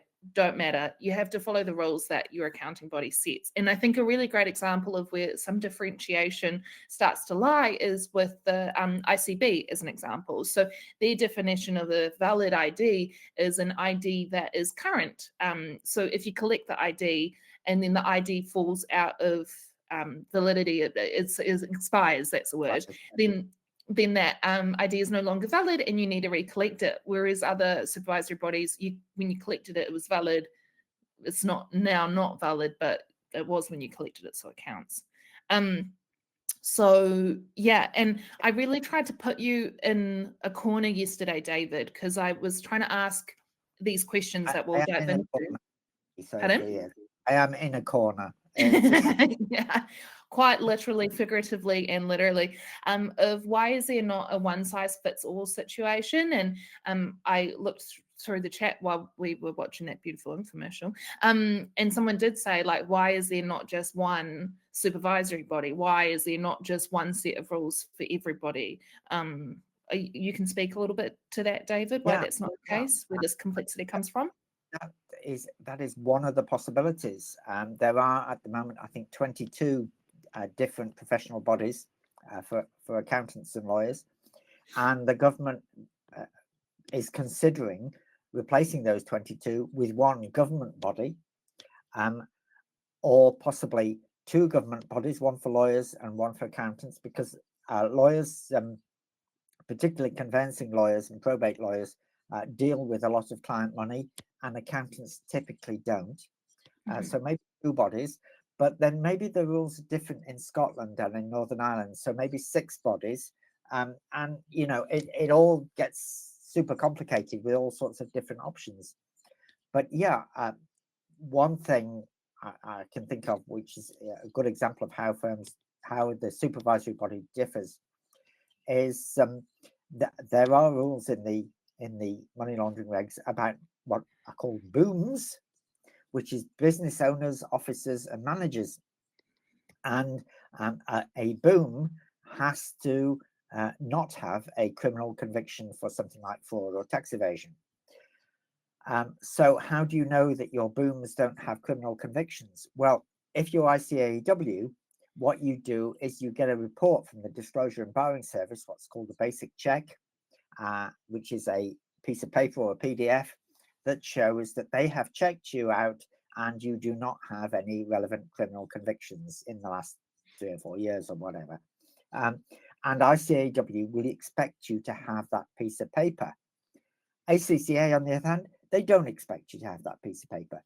They don't consider that to be a particularly important test, so they don't ask for that, but they ask for other things that ICAW don't, and so on. So it is a bit awkward to deal with the different supervisory bodies. And we've already talked this morning about how the supervisories help or don't help firms in practice. Yeah, we I've also noted about the in the regulation, and as well with different supervisory bodies, the way that risk is categorized. So we use payroll as an example. So I think I'm characterizing this correctly, that payroll is perceived as higher risk to be exploited for money laundering. So therefore, within the regulations, there's additional requirements attached to that service. But the payrolls that accountants actually deal with in the day-to-day aren't the ones that would be high risk, or aren't really the ones that could be exposed for money laundering. There's not that differentiation within the regulation. The theory is, or part of the theory is, that you could use payroll as a way of distributing proceeds of crime to be like legitimate funds. And I'm thinking of a firm that I dealt with on the criminal side, who banked lots and lots of cash and then paid it out as payroll. But I'm bound to say that with these sort of cases, you would have expected actually the bank to pick it up, more than the accountant. I know I'm putting the burden on somebody else, but it does seem to me that accountants' clients use banks. Very few of our clients don't use a bank. And if they're doing something criminal, apart from tax evasion, they're probably doing it through their bank account. And you would hope that the bank would be in the best position to pick up that, say, they're banking a lot of cash. I'm dealing with a case at the moment where a guy went into his bank every week and banked in cash more than £10,000. And you're thinking, surely the bank should have queried that. Why is this guy who's got a routine job, PAYE job, that he gets paid through bank transfer, where's all this cash coming from? Seemingly the bank didn't pick it up, but hey. And he did have an accountant, and the accountant didn't pick up that something suspicious was going on, partly because the accountant didn't realize that all these bankings were actually bankings of £10, £20, £50 notes. So the accountant could be criticized for not picking that up, but actually you're thinking, why didn't the bank pick it up? And then there's complexity in that, like accountants going, this shouldn't be my responsibility, but it kind of is my responsibility, and like this doesn't feel like it sits right, and the way the guidelines are set isn't really for me, so it's like kind of hard to understand how that sits also. And I think, even, dare I say, while I'm slagging off the supervisory bodies, I'm going to slag off the CCAB as well, because the CCAB AML guidance is based very much around the money laundering regulations. But it seems to me that the CCAB guidance doesn't, for example, say, amongst red flags, it talks about complex business structures. But it doesn't say, what about the client who's got appallingly bad business records, appallingly bad bookkeeping records? Surely is a higher risk client. And is that in the CCAB guidance? No, it's not. Which is strange to me, because the CCAB are accountants. They're supposed to be advising accountants about high risk, and not just regurgitating what's in the money laundering regulations. So yes. So complexity that we're trying to nail here is when you, as a MLRO or similar, get a charity or partnership, or what are some of the kooky ones that you've come across? You can pop them in the chat. We said crypto's one. The types of structures that you don't come across in the day-to-day, and you go, oh, what am I going to deal with, or how am I going to conduct my AML process on this, or who's actually responsible here? I've got my slide that helps.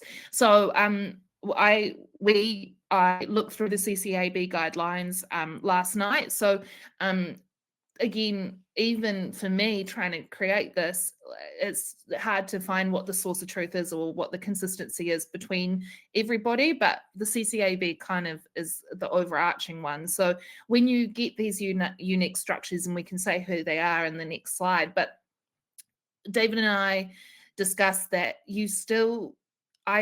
my interpretation of what happens is you get this and you freeze and you go, I don't usually deal with this. What do I do? And then you go to ask Firmcheck, or you got to ask somebody, but you've got to work the problem really. And David, you said peel the onion. So you start to do your ID checks, you start to do identify the persons with significant control. And this is what this is trying to say here. So this is the CCAB guidance. It's page 43. I will give you the handout, like the actual download of this right now. Did you have any comments to this, David? While I'm pushing this handout. Let me say there's kind of a feedback loop in this, in that in theory at least, and often in practice it doesn't happen, but you get your initial ID, you do your risk assessment, that risk assessment identifies some issues, and then you're supposed to go back and address those issues. And there was, certainly used to be years ago, a lot of misunderstanding about what enhanced due diligence meant, in terms of, you get your ID, right, I know you're Sophie, and you're Sophie Limited, and you own 100% of it. Yeah, fine. Okay, I've got that. But you've a cash-based business. So I've now got to address that risk.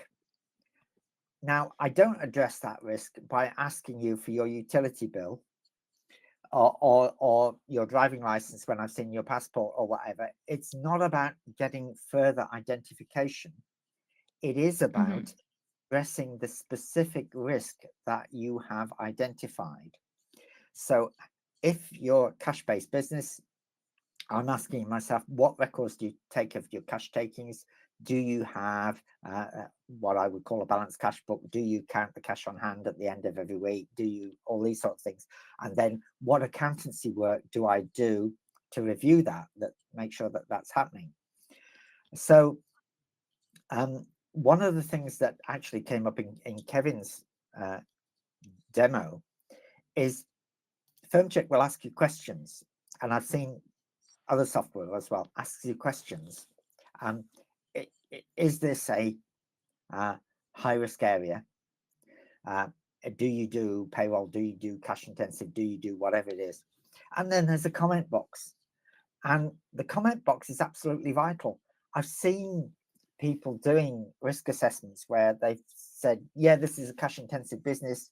Is that high risk? Yes, full stop, finish. That doesn't cut it. What you've got to do is to comment about how you've addressed it. And once you've got that comment in there, which the software allows you to put in, then that is about how you address the risk. And that can in turn be reflected in the accountancy work that you do in preparing accounts, in preparing returns, VAT returns, annual accounts, or whatever. So as I say, it's a bit of a feedback idea rather than a simple linear process, unfortunately. Yeah. So some things I want to point out with this slide that we have here. So that the client must be identified through ID checks and identification, and then verifying that client through demonstrating who they are and who they claim to be. That's through utility bill, meeting them in person, those sorts of things. But I believe where people start to trip and where I'm getting these questions, it comes to identifying beneficial owners and the control structures within companies is where people get stuck. They know the people that they're dealing with, say the director, but then it's like, who within this complex structure do I actually have to ID check? And then who do then I have to ID check through that ID checking? Sometimes it can be a domino effect. Again, we said an example yesterday when we were talking that a company has investment come in from another company, and so then therefore do you have to do ID checks on everybody involved with the company that's investing in the company? And the damn answer is yes. Like it is a domino effect. It is complicated. It's right? not quite as straightforward as yes. But if you've got beneficial owners who are beneficial owners because they own the company that owns the company, then you've got to go that extra level and deal with that. One of the things that when we talk about beneficial owners and control structures, one of the things that I occasionally see in my criminal work is where somebody's a company director and something happens and the police get involved, and this company director then says, well, yeah, actually, yeah, I am the company director, but I don't actually have anything to do with the company. It's actually for my brother or my friend down the pub or whatever, who can't be a company director because they've been bankrupt or they've been convicted of fraud or whatever. And so they ask if I'd just sign off stuff, and I do that. And that's a situation where the control is not with the person whose name is on the forms. And that is a high risk area.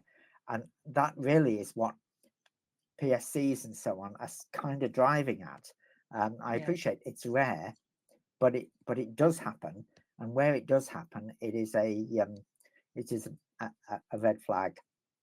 So that's why we talk about control structures and things, not so that we can make endless notes about boring companies with bog standard control arrangements, but so that we are alive to when things are, as I said before, if something doesn't look right, that's when you need to be aware of the risk. Yeah. Okay. So let's, I've got pop-ups and things like this. So when we look at beneficial owners, and let me figure out handout, CCAB guidance on beneficial owners. There you go. So this was what I found to try and like actually say what is actually the process.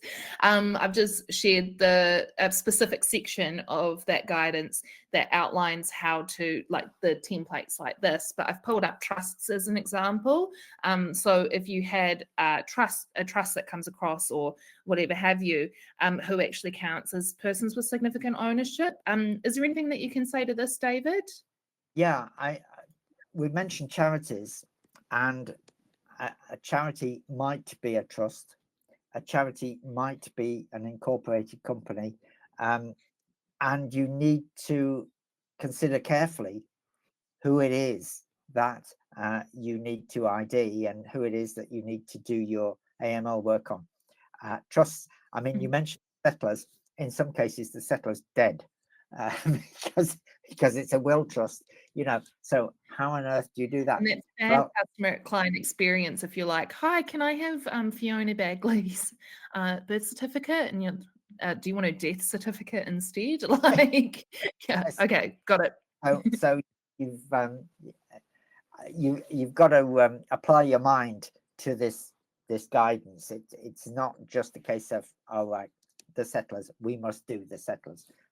It's a case of what is this client about? How does this work? Who are the trustees? Who are the beneficiaries? And sometimes, for example, the beneficiaries of a trust can be a class of people, the poor people of Northwich or something. How do you ID those? Well, short answer is you don't. But you've got to adapt what you're doing to the particular situation of the client, of the trust, of the charity, of the company, of the whatever, so that your AML hopefully makes some sort of sense to you, as well as Mhm. you being able to demonstrate to your supervisory body when they come along that it makes sense to them and complies with the regulations. Yeah, yeah. The CCAB guidelines are just she have all of those have have all the different examples.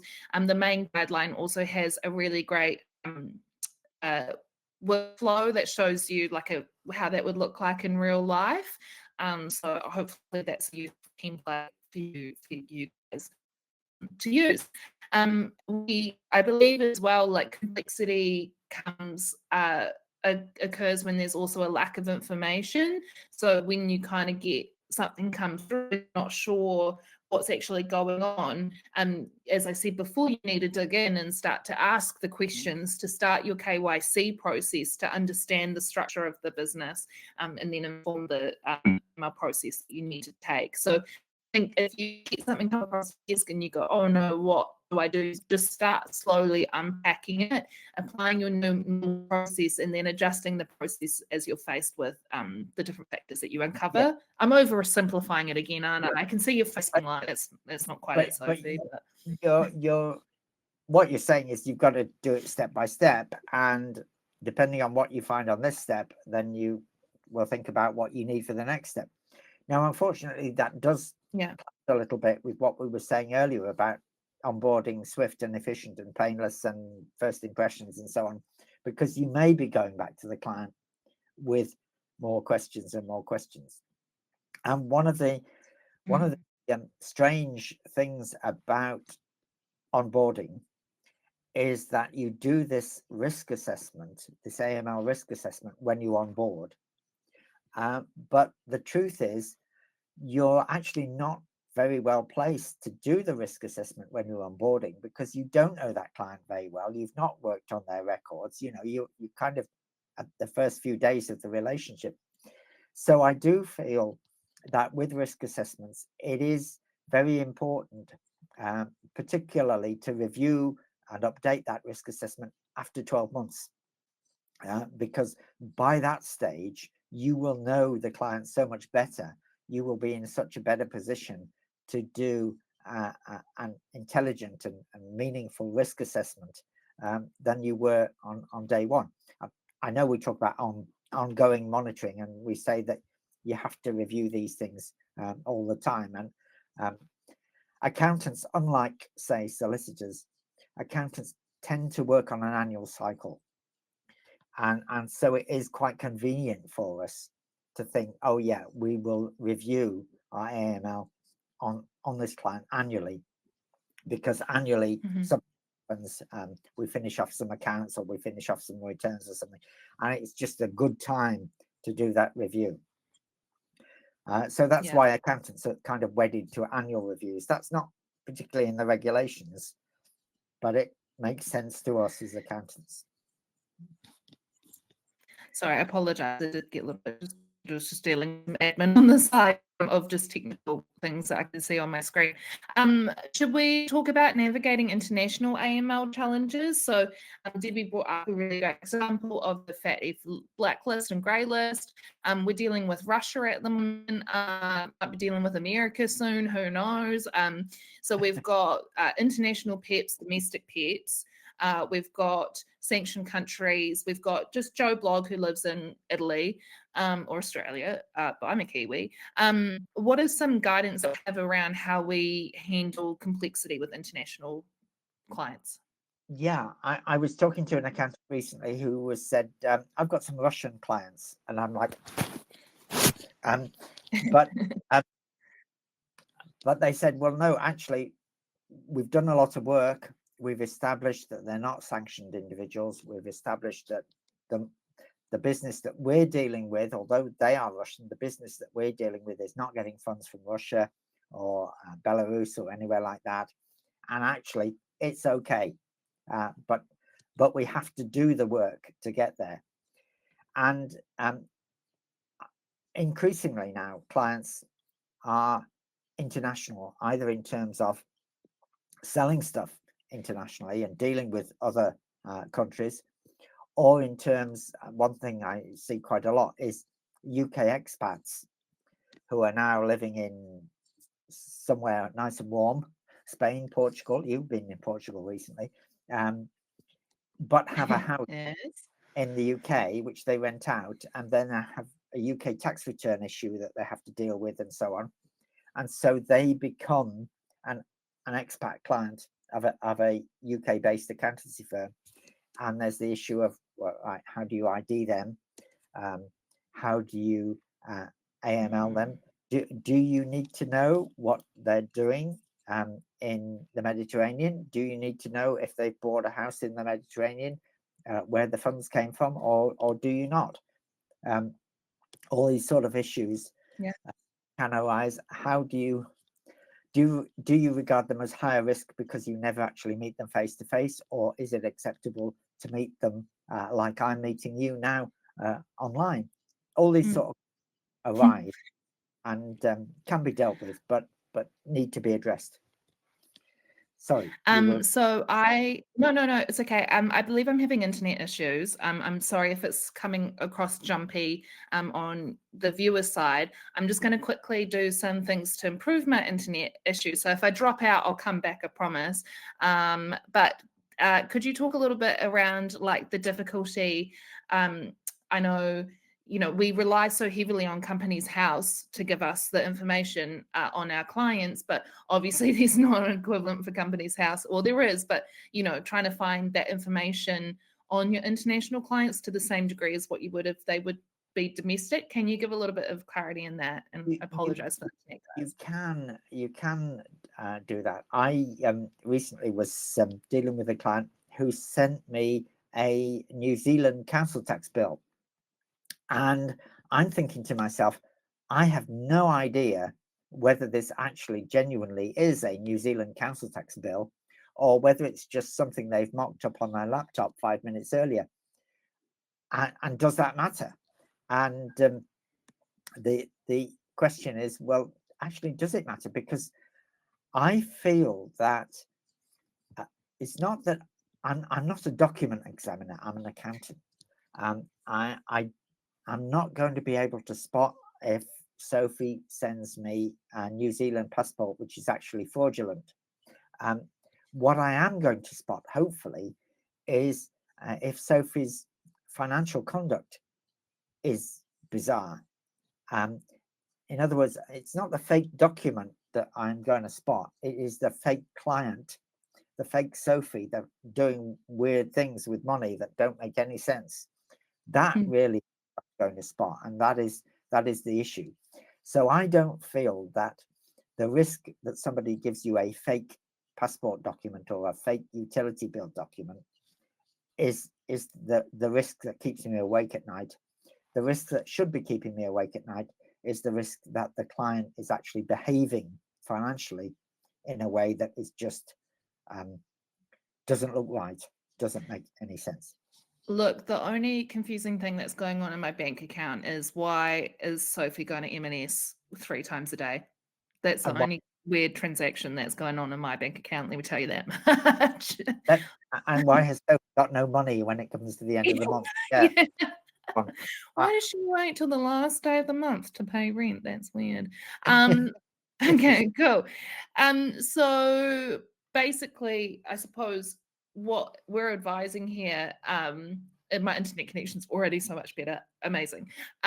What we're dealing with here, like when being faced with complexity, I suppose what the takeaway is that what we've already said is that just start your process and start asking the questions to understand the business, and then it will be clear as you move along. Would we say that that's right? Rather than trying to go, okay, a charity, so A, B, C, D, E, F, G, and then this, that, you're starting to get overwhelmed with the process before you even start. And also record what you've got, what you know, and why. Because let's face it, even if you make a dumb decision, even if you do the wrong thing, even if you decide the client is low risk when actually they're high risk, if you've recorded why and how you came to that conclusion, you've at least got an explanation to your supervisory body of why that was. If you haven't recorded anything other than their low risk, then you haven't got a chance of giving your supervisory body some sort of reasonable explanation of things. Yeah. But it may be that your client, who seems to be honest as the day is long, is actually a total con person, and you didn't know. But at least if you can justify why you came to the conclusion that everything looked sensible, then you're in with the chance, aren't you, with the supervisory body. So document the common sense that you're trying to apply to that situation, so that when it comes to 3 years later and you're getting reviewed, you're able to explain that thought process, rather than, often I sat next to an accountant before, and they were just clicking through Firmcheck, and they're like, low risk, low risk, low risk, low risk, low. And I was like, but why? Why you? And that's the question that you get from auditors as well. But just try work the problem as you go through. The CCAB guidelines, I really appreciate. They explain things in as simple terms as they can be. There is soon to be another Firmcheck resource called the AML Guidebook that will is an attempt at explaining everything that there is to know when it comes to AML in a guide sense. And obviously, as David always says, refer to your supervisory body, who are your source of truth. And they do have more resources than what you may be aware. I know ACCA actually has a phone line, which is unique, because you'd think HMRC and phone line, but it is anonymous, and you can call and ask a question. It doesn't go anywhere else. They've assured me that that's the case, but unless there's any specific questions that come through in regards to complexity, should we bring Kev back on the stage, see what the people are talking, see where he is in the world, or do you have anything? I don't know if I don't know if I can cope with any more Kev. I mean, we've had 2 sets of clothing already. I dread to think what he might be wearing. Drum roll, please. No. Oh gosh. I've been in the warm of Cambodia. I'm back in the freezing cold of Scotland. So nice. I am traveling everywhere. And are you holding what is that? It's a microphone. Oh, okay. It looked like the end of a wrapping paper tube. It is a snow-themed kaleidoscope, is what it is. But, you're beautifully creative, Kev. Thank you for getting behind this. What are the people saying in the chat? What are the questions? I saw a good one come through actually as well. Yep, it is. I actually marked it as well. I think it was on your slide saying that, unique circumstances still, you have to almost tailor your process or what it is that you actually need to do. But as long as you document, it's quite fine. So this was Leanda saying that we have a charity where all trustees have learning difficulties and they don't all have proper ID, etc. But what they're doing is they're creating extra documentation about who and why they have done that, or why they haven't followed the normal AML processes. Purely because some don't understand why they have to do it as part of their charity. So I think it was in relation to your slide saying, like, yes, you're always going to have edge cases. That's fine. Like, it's absolutely fine to have edge cases, but document why it's an edge case and what other steps that you're taking in the process there. And I think I certainly get that quite a lot when I talk to accountants all the time. They always go, what about this one account that's down there and breaks everything except the 99.9% of normal businesses that I look after? It's like, well, that's fine. Just make sure you document that this is a unique case and what you're actually doing. I think what was interesting as well, David, you're talking about Russia. We had someone a couple of weeks ago saying, my clients just all of a sudden moved to Russia. Should we keep them? And I was just like, the question is, why are they moving to Russia? And it was just like, but it doesn't make them bad, and doesn't make but you have to show that you've asked certain questions, don't you? But it seems like that. You've got your sanctions check, of course, which and your PEP check and all this sort of stuff. But yes. There was a lot of questions about international countries and where people Liv, Marcus saying it will be a good development point for Firmcheck, and yes, it will be because we're doing it. A couple of questions on the AML Essentials Kit or Guidebook that you mentioned there. I'll give it the right name there. What else? The right name. I think this came right at the very start there, and one of the comments was, in our clients' eyes, we are seen as the bad guys. And I think I get that, but ultimately it's your business as well. Like I think I put something on LinkedIn that something like 88% of MLROs are really the managing partners or the sole practitioners of a firm. You have to protect your business as well. So yeah, you might be seen as a bad guy, but it's your life, because no one's going to do it for you as well. But no, in general, it's much more normal conversations. I think everyone's kind of agreeing with the content, which is always I'll say something a bit more controversial now, just for everybody to disagree with the content. But as accountants, routinely, we are asking our clients questions. We are probing. We are saying, have you got an invoice for this? Have you got an invoice for that? Why did you spend that money on that? And yet, when we have our supervisory body come to us and say, why did you do that? We're like, oh my God, you know, this is dreadful. We're being audited. And it's somewhat ironic, because that's kind of what we do to people all the time. We are always checking people's compliance with tax law and accounts and so on. We have to expect that there will be people who check our compliance and run their I nearly said microphone. I don't mean microphone. Run their slide rule, their magnifying glass over us, and are we doing it properly? Just in the same way that we're doing that to our clients all the time. So maybe we shouldn't be quite so upset about supervisory bodies asking us these sort of questions. I think it comes to a point that I used to always make, David, that accountants and bookkeepers are the number 2 trusted profession in the UK. But why is that?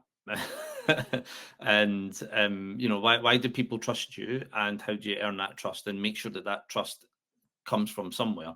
And the reason it comes from somewhere is accountants are also regulated and have to, you know, behave in certain ways and make sure things are right. So you know, you're spot on. Cool. Okay, cool. Thanks, guys. And this is really great. It gives me a break so I can look through the chat. There's really great questions that are coming through. Keep them coming through as we go into this next session. But I'll be saying goodbye to David and Kev, and I'll be on my own for a little bit if you will stay with me, if that's okay. But yeah, great work, Kev. Braving the Scottish weather. Thanks for being with us. You need to say back to you in the studio. Oh, and that's Kevin Lord from -2 in Pennycook, Scotland. Back to Sophie for. Thanks, Kev. Thanks. Bye-bye. It's my favorite thing, saying bye-bye to people. David, you'll be in the chat if that's okay for this next session. Okay, cool. Fantastic. Awesome. We'll see you in a bit. Okay. I cut him off while I was talking, Paul. Okay. So we have this session now called Using Project Management Principles to Improve Your Firm AML Compliance. So this is in an effort. We've talked this morning about how you can add value of AML compliance within your firm. We talked about maybe crypto. We talked about onboarding. And so now maybe you're thinking of, okay, how am I actually going to put this in place in my firm without disrupting the business or end up doing things to a detriment, ending up in a worse position than what you were before. So what I'm hoping that you walk away from this conversation is understanding project management principles to effectively make a plan and understand what that's going to look like within your firm, and walk away with a few starting points so you can create your own project plan. I have a poll, which I need to find. So I think it's this one. So how many of you implement some form of plan or project when implementing a new process in your business? What gives me authority? I put in my notes, what gives me authority to speak on this topic? Because I'm not an accountant. But within Firmcheck in the past, I implemented a lot of the software that we use and the process for it. I made this event for you guys, which was a project within itself and also event planning. So I use a lot of project management in that, but it is something that you learn. And even when I was in college, like I remember a teacher gave me a book on how to like manage my homework better, and I proceeded to lose the book. So she was like, "You are a lost cause. It's not going to help me here." So I can see 27 plans help me plan. 29 people, 81% of you already do this process. So hopefully from this, it just gives you some a reminder or maybe some other elements that you can include in that. And then some people who said they wing it and they have no time for plans. I wanted to ask as well, what have you been wanting to implement into your firm but haven't gotten around to? So is it new AML compliance process? Are you preparing for an audit, better internal process, or maybe a new AML software called Firmcheck?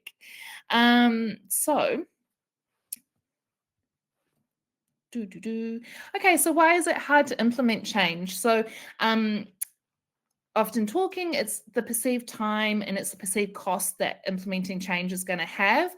It's too big of a thing. It's too big of a project. I'm not going to have time for it. It's going to cost me a lot of money. The process that we have already is kind of okay, but maybe it's a bit janky. It could use some work. But it's generally other priorities. You've got, as Kev said before, the billable project, the billable hours that you're using with your clients. Spending time on processes isn't going to make you money on the front, but it will make you money in the long term. But with a clear plan in place, then you're able to kind of look at it and understand, okay, what is this going to cost me? How much time is it going to take? And what am I actually looking at doing? For me, with this project of this event, I started making it and then wanting to do in-person events that go alongside this. And I wanted to make more videos and customize this, that, and the other. And it ended up being too much work and I just couldn't do it. So understanding what that looks like and then maybe rolling it back. Okay, what can I actually do? What's feasible with the other work that I have to do?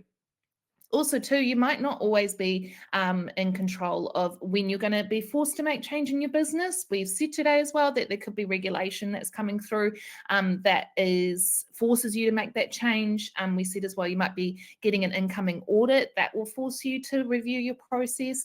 So it's not always within your control. So if you do it when you are in control, then it's more controlled. So some pros and cons. So you can articulate what resources you need, time and money to your leadership team. So rather than going up and saying, I want to spend a month on this process, you're able to say, okay, it's going to take me this amount of time. It's going to cost this amount of money. You're able to articulate it and you're knowing what you're going to do rather than just ripping in, which I do all the time, which isn't great. AML compliance, if this is where you're going to choose to do your project, it's regulatory. And you also want to be really careful and manage your risks when doing it, because you don't want to start doing something, unpacking it, and then you end up in a state of non-compliance. Say if you're migrating documentation and you lose the documentation, then you're not compliant anymore. And you don't want to start something and then it not actually being what you wanted and it ending up in a worse off position. But also too, you don't want to lose faith with your leadership team or your staff if you're the one implementing the change. If you've kind of ripped in, it's turned into this big mess, everyone's confused and stressed, you're not going to want to get into that again. So the elements of a project plan. So you have your project objective, task identification, risk mitigation, etc., etc. I've presented this before and used to explain this as like a Yorkshire pudding or maybe like a roast dinner. everything kind of can stand on its own, and you can do each part independently of the other, but doing it all together kind of creates a full holistic meal that gives you all your nutritional value.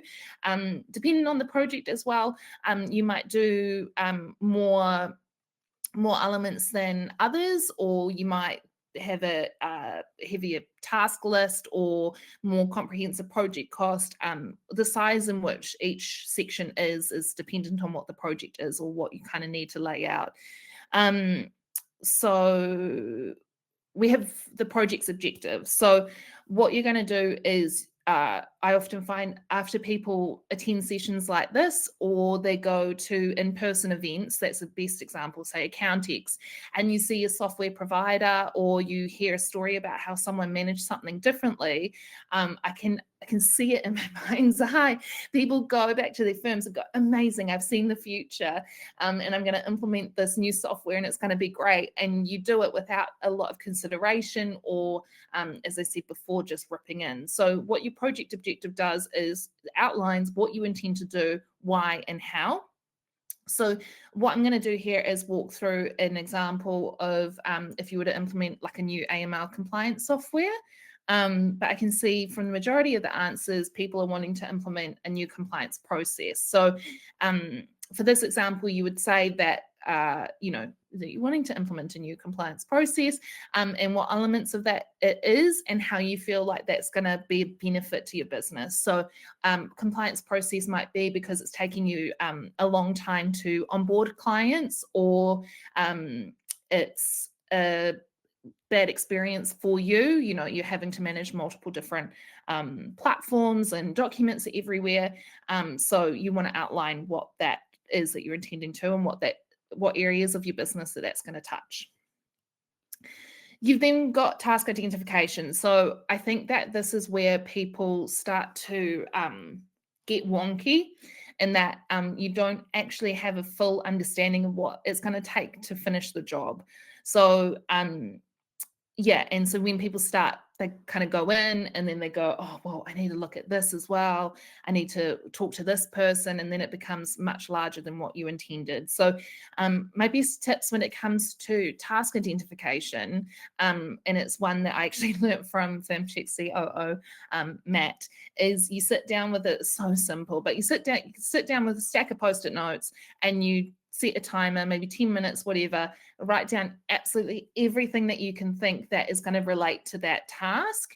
And the timer ensures that you sit there and that you focus and you absolutely brain drain onto the Post-it notes. It doesn't matter how small the task is or how large the task is. It's just an absolute brain drain trying to get everything out of your head. From that point as well, when you go in with the task of compliance process, it's not just simply adding a compliance process. It's okay, so I need to review my current process. I need to look at regulation. Maybe there's some regulation elements that I haven't included. I need to look at what else? I need to look at my policy, controls and procedures documentation and include the new process within that. I need to train my staff. So it encompasses all of these little elements that you have. So in this example of an AML software, you're going to identify your compliance needs, user requirements, vendor selection as well. There are a few different vendors for AML software that could meet your needs. There's Firmcheck, which is absolutely everything that you need to do with your AML compliance, or there's ID checkers that just verify people's identification documents. And data migration is a really big issue within the accountant industry as well, and it's probably where most fall, is that the state that the documentation is in. Is it on paper? Is it not recorded properly? How do you get your documents out of the software? Some softwares are real naughty and they make it really difficult for you to pull out your information from their platform. So write absolutely everything down on Post-it notes. I'm a software vendor and I'm like, write it on Post-it notes.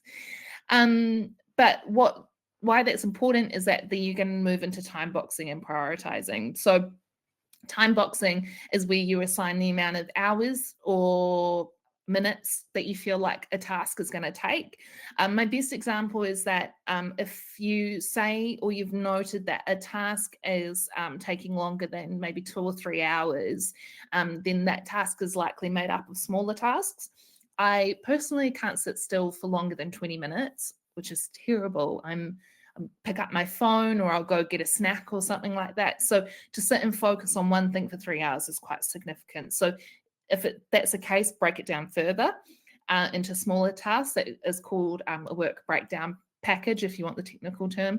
But then you want to start prioritizing and understanding, okay, so when different elements of this project are going to take place. So what needs to happen before something else? So new AML compliance process, you're going to be reviewing your documentation before you do anything else, understanding what is missing, what you need to include, how you want to reformat it, represent it.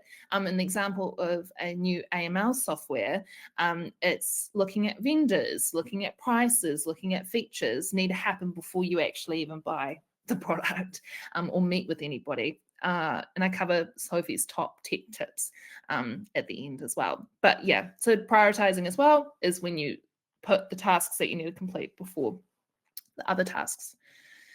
And risk mitigation. So when you're dealing with tech and when you're dealing with AML, as I said, you don't want to end up in a worse position than what you were before.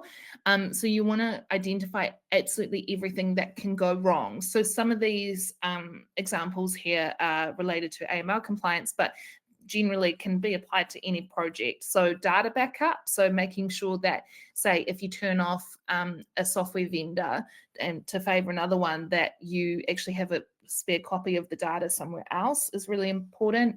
The AML compliance process, what could happen there? It could be that a step's missed. So what do I do if I implement a new process, but there's actually steps that I've missed or aren't being done because of this change in process?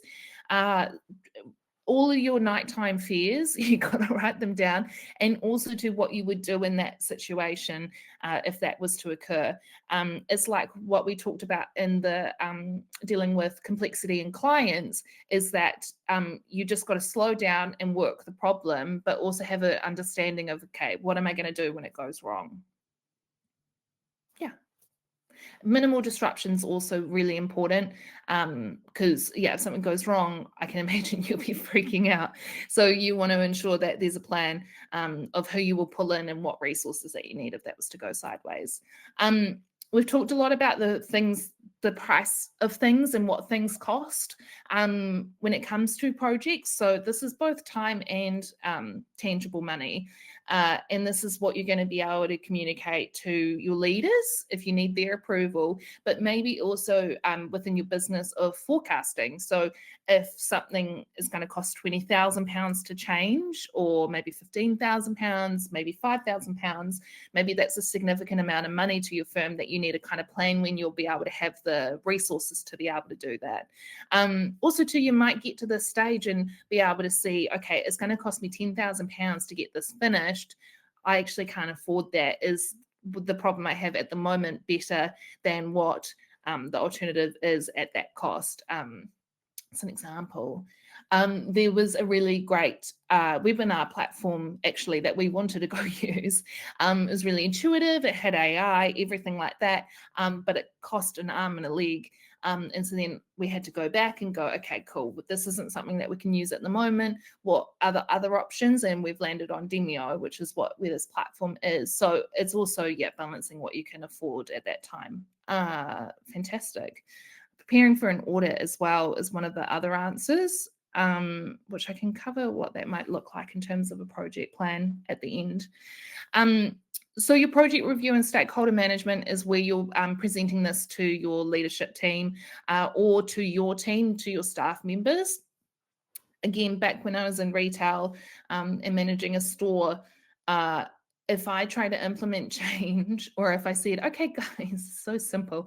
Okay, guys, we're going to really care about fragrance this week, and we're going to sell a lot of fragrance. And I'm all of a sudden really caring about this fragrance sales, and the team didn't really have an understanding of why that was the case. They didn't really buy in either. They were like, I don't really care about fragrance, and she's on some honky stuff. So I then gave them the context of that, and then they understood and then got behind it.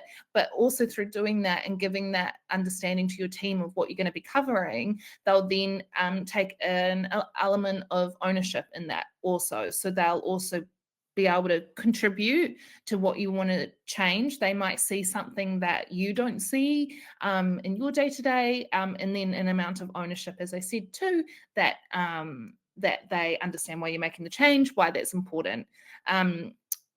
The project review, when it comes to sharing it with your leadership team, is an element to get approval. And so we said about cost and talking about things from that marketing and business perspective. So what is the benefit of doing this project and what's the cost are probably the key things that you're going to highlight there. And then project implementation. So I'm sure at some point that I may have lost you in that, and you're thinking, damn, I'm just better to wing it, or I'm better to not write things down, any of that. And that might be the case. I do find like when I'm working through these elements these days, I'm not physically writing stuff down. I might write bits and pieces that I need to present to other people, but it is mostly in my head. And as I said, this process of writing things down might take a longer time when you first start doing it, but as you practice it more often, that might not be the case. So a really top tip that I always share when it comes to managing your project is you've spent all the time writing down your task identification and time boxing of how much time each thing's going to take you. Why don't you put it in your calendar as a diary appointment? By doing that, you've set aside the time that you think is going to take, and you're prioritizing when you think that you're going to be able to do it, but then you're also not, no one's going to book a meeting over the top of you when you set aside that time. And then, but if something does happen, then you can move that around. Also, that's how sometimes I manage tasks when there's a few things that are overlapping. Important to keep stakeholders up to date with where you're at. And I often don't finish the things that I set out to do. But that is often the case when you're setting this project. So when it comes to prioritization, again, put the things that are of the most value and most importance at the start of your project, and then the additional tasks later on in case that you don't finish what you intended to do. So some ChatGPT tips. So I've just explained to you, you're going to write this beautiful document. You're going to put it all together. In 2025, we have a tool called ChatGPT that can actually do it for you. The caution I have against this, though, is that you want to have an awareness of what you're trying to achieve when you go into ChatGPT. So you can, and I tested it, ask it to write your project plan, but you need to be able to feed it exactly what you're hoping to achieve. So as we said, a new compliance process, or AML software solution. A tip with ChatGPT as well, if you're new to it, like sometimes you'll prompt it with something and it will give you a response, and I often go, that's wrong, silly computer, like that's not what I asked you. And I'll often, like in capital letters, reply to it, stop, that's not what I asked. What I meant was this.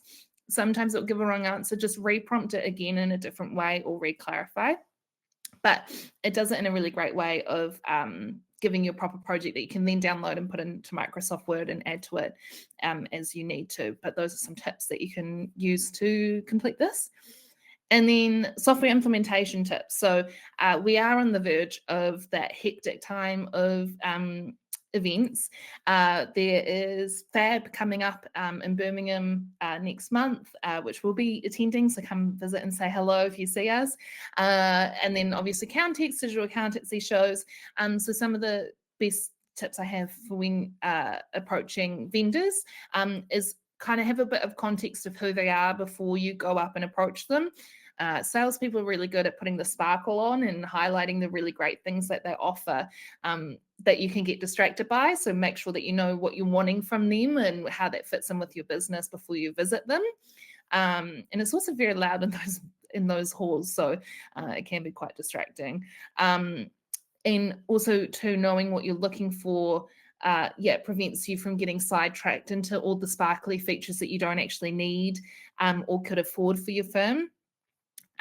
Review all the vendors for that specific solution that you're looking for, so that you're able to understand a baseline of price and function that each one offers, so you have a lay of the land. Something really important is to see if the software is easy to use. If software that's easy to use is going to be easier to teach your team how to use, you'll save time in that respect, but more intuitive for you in the day-to-day. It's less clunky. I've seen other softwares where you have to kind of wait so long for it to load, or you have to go into different little hidey holes to find different documents or whatever have you. So is it pretty to use is essentially what I'm saying, because that will make a really big difference in its usability in the day-to-day. Ask if they offer onboarding, migration services and training. Those are things that you'll need to do as you implement the software. So if they offer to do that for you, it's one last thing off your list. And then my last thing that's really important is, do you even like the people that work there? Salespeople are really great representation of who the company is and how the company talks. If you don't like the salesperson, you're most likely not going to like the customer service, and the customer service team will become a member of your team because you'll need to rely upon them. So make sure that you like the people that you're dealing with, because they'll be your right hand. I believe that's me done there. I'm going to invite Kev back on to tell me what's been going on in the chat as I was racing through that presentation. I really don't think I took a breath at all, so I apologize for that. But hopefully people found something of value there, or what do you think? You're in your normal Kev outfit now, aren't you? Yeah, I had just done the quickest t-shirt change in the world there, because when you said if you don't like the salesperson, you don't like the company, and I'm like, right, enough. Absolute hilarity and stupidity from me, please. Let's get a little bit of the sensible head on. Yeah. To be honest, and I think it goes back to a couple of things that people said throughout the chat, actually. It's kind of down to how you measure this and what it is that you're trying to fix, and having a clear plan in place. Marcus, they're just saying, great, thanks. Thanks. And we work or have worked very closely with Marcus, and he always had a plan in place. He knew what he wanted. He was measuring success. He was measuring the outputs. And, in my eyes, one of the best implementations of Firmcheck that we've had. So, he's kind of agreeing with everything that you said there, Sophie. My one with ChatGPT as well is when you prompt it to ask something. So if you say, can you give me a project plan to implement AML software, before you hit return, if you say to ChatGPT, ask me 5 probing questions to give me more like a better answer, sometimes it actually prompts you to go, oh, I didn't think about that. And then when you get the full project plan from ChatGPT, it is related to you. You don't just get a generic one, which I use quite a bit. I also said, when you said keep stakeholders up to date, and I said, yeah, that's something I'm the bane of your life for being quite slow of keeping you up to date on certain tasks that you've allocated to me. So I can just airing our dirty laundry here. Yeah, Nice. I can definitely, from personal experience there, definitely keep your stakeholders up to date, or you get a very angry Kiwi direct message. Hey, just wondering where this is. I think as well, like from my side, and hopefully Al doesn't watch this far into the webinar back on the replay, who's our manager. But also too, if you're able to list everything that is going into something, then you're able to communicate actually what you are doing and the value it adds. So if you just say, I'm just doing AML compliance, or I'm just updating a process, people don't really, unless they are in it each day, they don't really have an understanding of everything that inputs into that. So then you're able to say, look, it's actually not a small thing that I'm having to look after. It's actually a large thing, and it's actually taking this much work. And then they go, I had no idea. That's amazing. So it's also used as a tool in that respect. Yeah. Yeah, absolutely. Don't be shy. You said it yourself, and Sharon put it in the chat box right at the very start. Where's my post-it notes? Yes, we talk about technology and software, but one of the best things that we all use is post-it notes, and putting plans, sticking them on walls, sticking them anywhere, just to help you visualize it and take that anxiety. And it's there. You can spot patterns or spot gaps quite quickly if it's in front of you. Even good tools like Miro. You need to be. I struggle with Miro because I always put post-it notes on the wall. But when you get able to use it, especially if you work remotely, Miro's a fantastic tool to help you project manage as well. Yeah, amazing. Cool. Thanks for that update, Kev. And thanks for being the jester today. I really appreciate it. It added a levity to the day. So thank you for that. Story of my life. Thank you. Yeah, often I'll say, hey, Kev, I got this great idea. And yeah, it might make you look like a bit of a knob. Sorry, but it'll be really funny. And he's like, okay, yeah. So thank you for that, Kev. Really appreciate it. And thank you for your time today. Fantastic. I'll leave you just a hoon in the chat for the last 20 minutes, and I'll invite David back if he's kicking around. Thanks, everyone. Bye. Mr. David Lynch, invite on stage. So we were going to talk here about just a reminder about Companies House changes and impact of MTD. Yeah. One of the things that is happening over the next 12, 18 months, which I think everybody's probably aware of, is that Companies House is going to require verification of identity for all directors of UK companies and all PSCs of UK companies, persons of significant control. And one way which accountants will be able to satisfy Companies House is by effectively saying, hey, it's okay, we've verified the ID of Sophie Maxwell, she's who she says she is. One of the issues that I'm not sure about, and we will find out as it rolls out, is something we touched on earlier. Suppose I saw your passport 3 or 4 years ago, Sophie, and in the meantime it has expired and I haven't asked to see a new one. Will I be able to satisfy Companies House about Sophie Maxwell's ID, or will I actually have to either I see your new current passport or Companies House see it, and they're using the gov.uk one login system. So although I typically say to people when I get this question, you don't need to update the ID because I was David Winch 5 years ago, I'm still David Winch. But actually, perhaps because of these Companies House changes, perhaps we will need to update IDs. But starting next Tuesday, the 25th of February, you can register with Companies House as an authorised corporate service provider, and you can pay them £55, and that will allow you to ID your clients and to satisfy Companies House about the ID of the clients. And indeed, unfortunately, when the whole thing is brought in, which will be sometime next year, you won't be able to file accounts or confirmation statements or whatever for clients unless you are an authorized corporate service provider. So you actually are going to need to do that. Although it's not mandatory, effectively, you're going to need to do it because otherwise you aren't going to be able to file your client's company accounts at Companies House. Neil's just asked a quick question. Would you register immediately or wait for any issues to be ironed out? Right. Because I am a nerd, I am going to register on Tuesday morning as soon as it opens up. My wife keeps going to Glastonbury. You And need to give, you've got to give context as to why Janice keeps going to Glastonbury, though.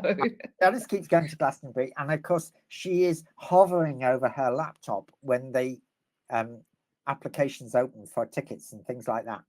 I'm going to be doing that, but I'm doing it to be an authorized corporate service provider. How sad is that? You know, Yeah. he's the fun person, I'm the saddo. But yeah, there is no need to do it immediately, and I suspect that we will find that things don't work first time. And not that I have anything against Companies House, but generally with a new system, there's always hiccups. So I probably, if I wasn't me, I wouldn't register straight away.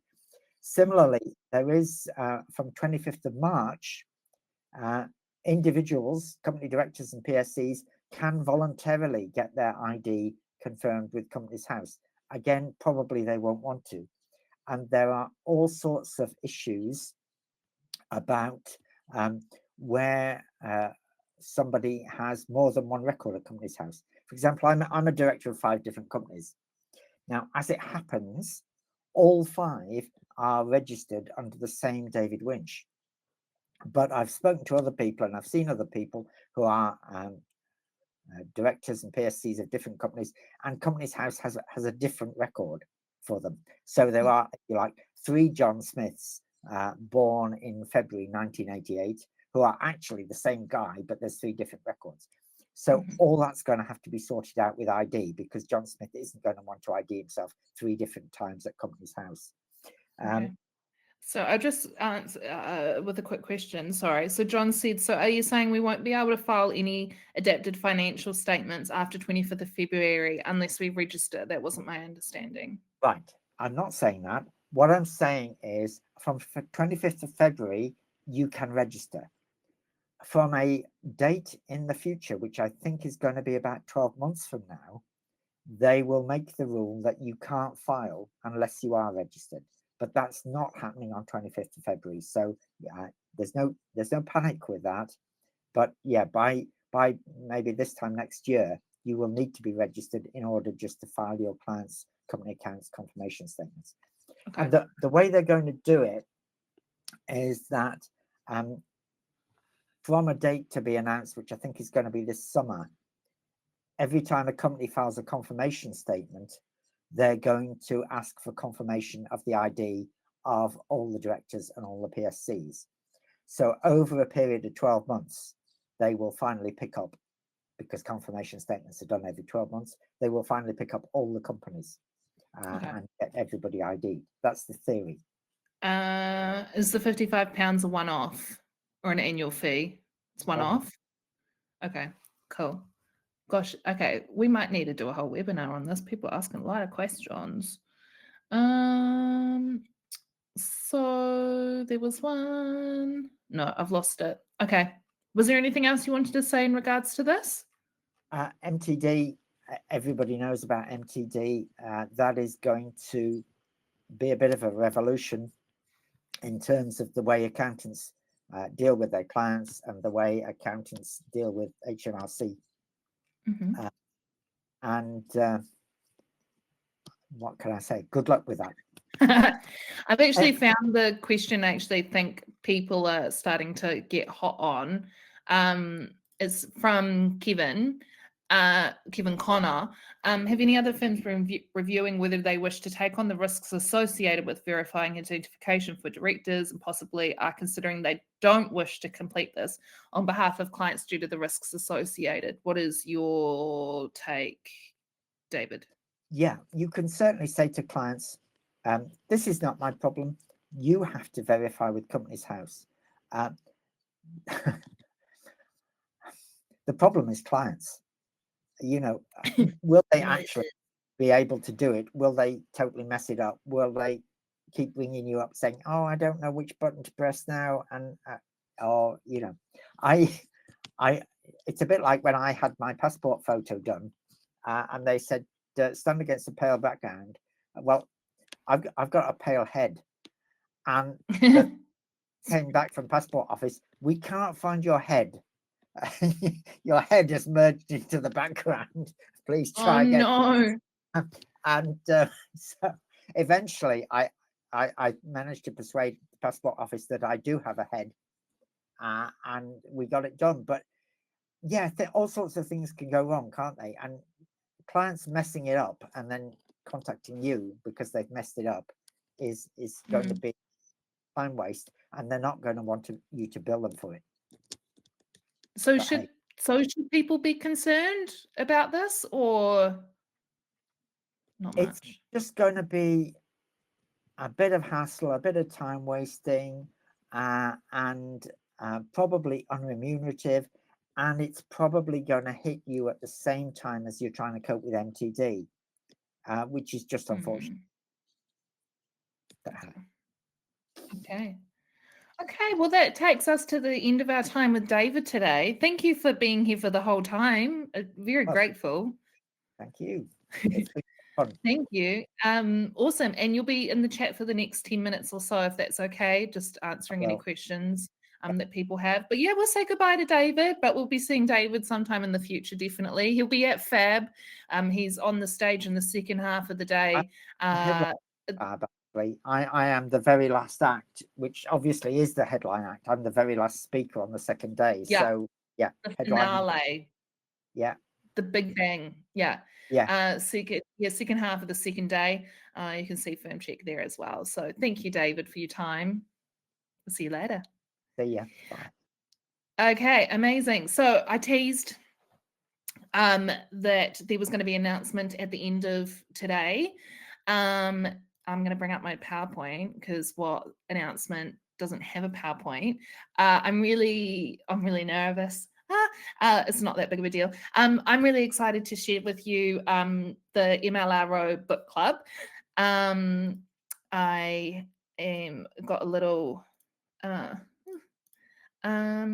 got a little wait list for you guys there. So the MLRO book club was, the idea came from it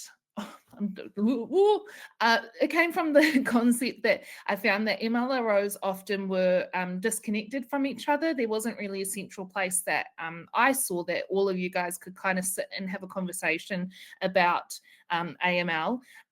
Is an effort to share problems and solutions, meet other people in the industry as well that share the same role as you, and discuss AML topics, which is the book club part.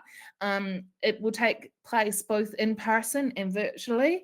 In person, I have swung a bit of budget, which is why everyone should have a project plan, that in-person ones will be over a meal, so a breakfast or a lunch. So yeah, and we're thinking as well that these book club meetings will happen alongside big events. So Accountex or DAS, there'll be a breakfast or a lunch for you to join and meet other people in the industry as well.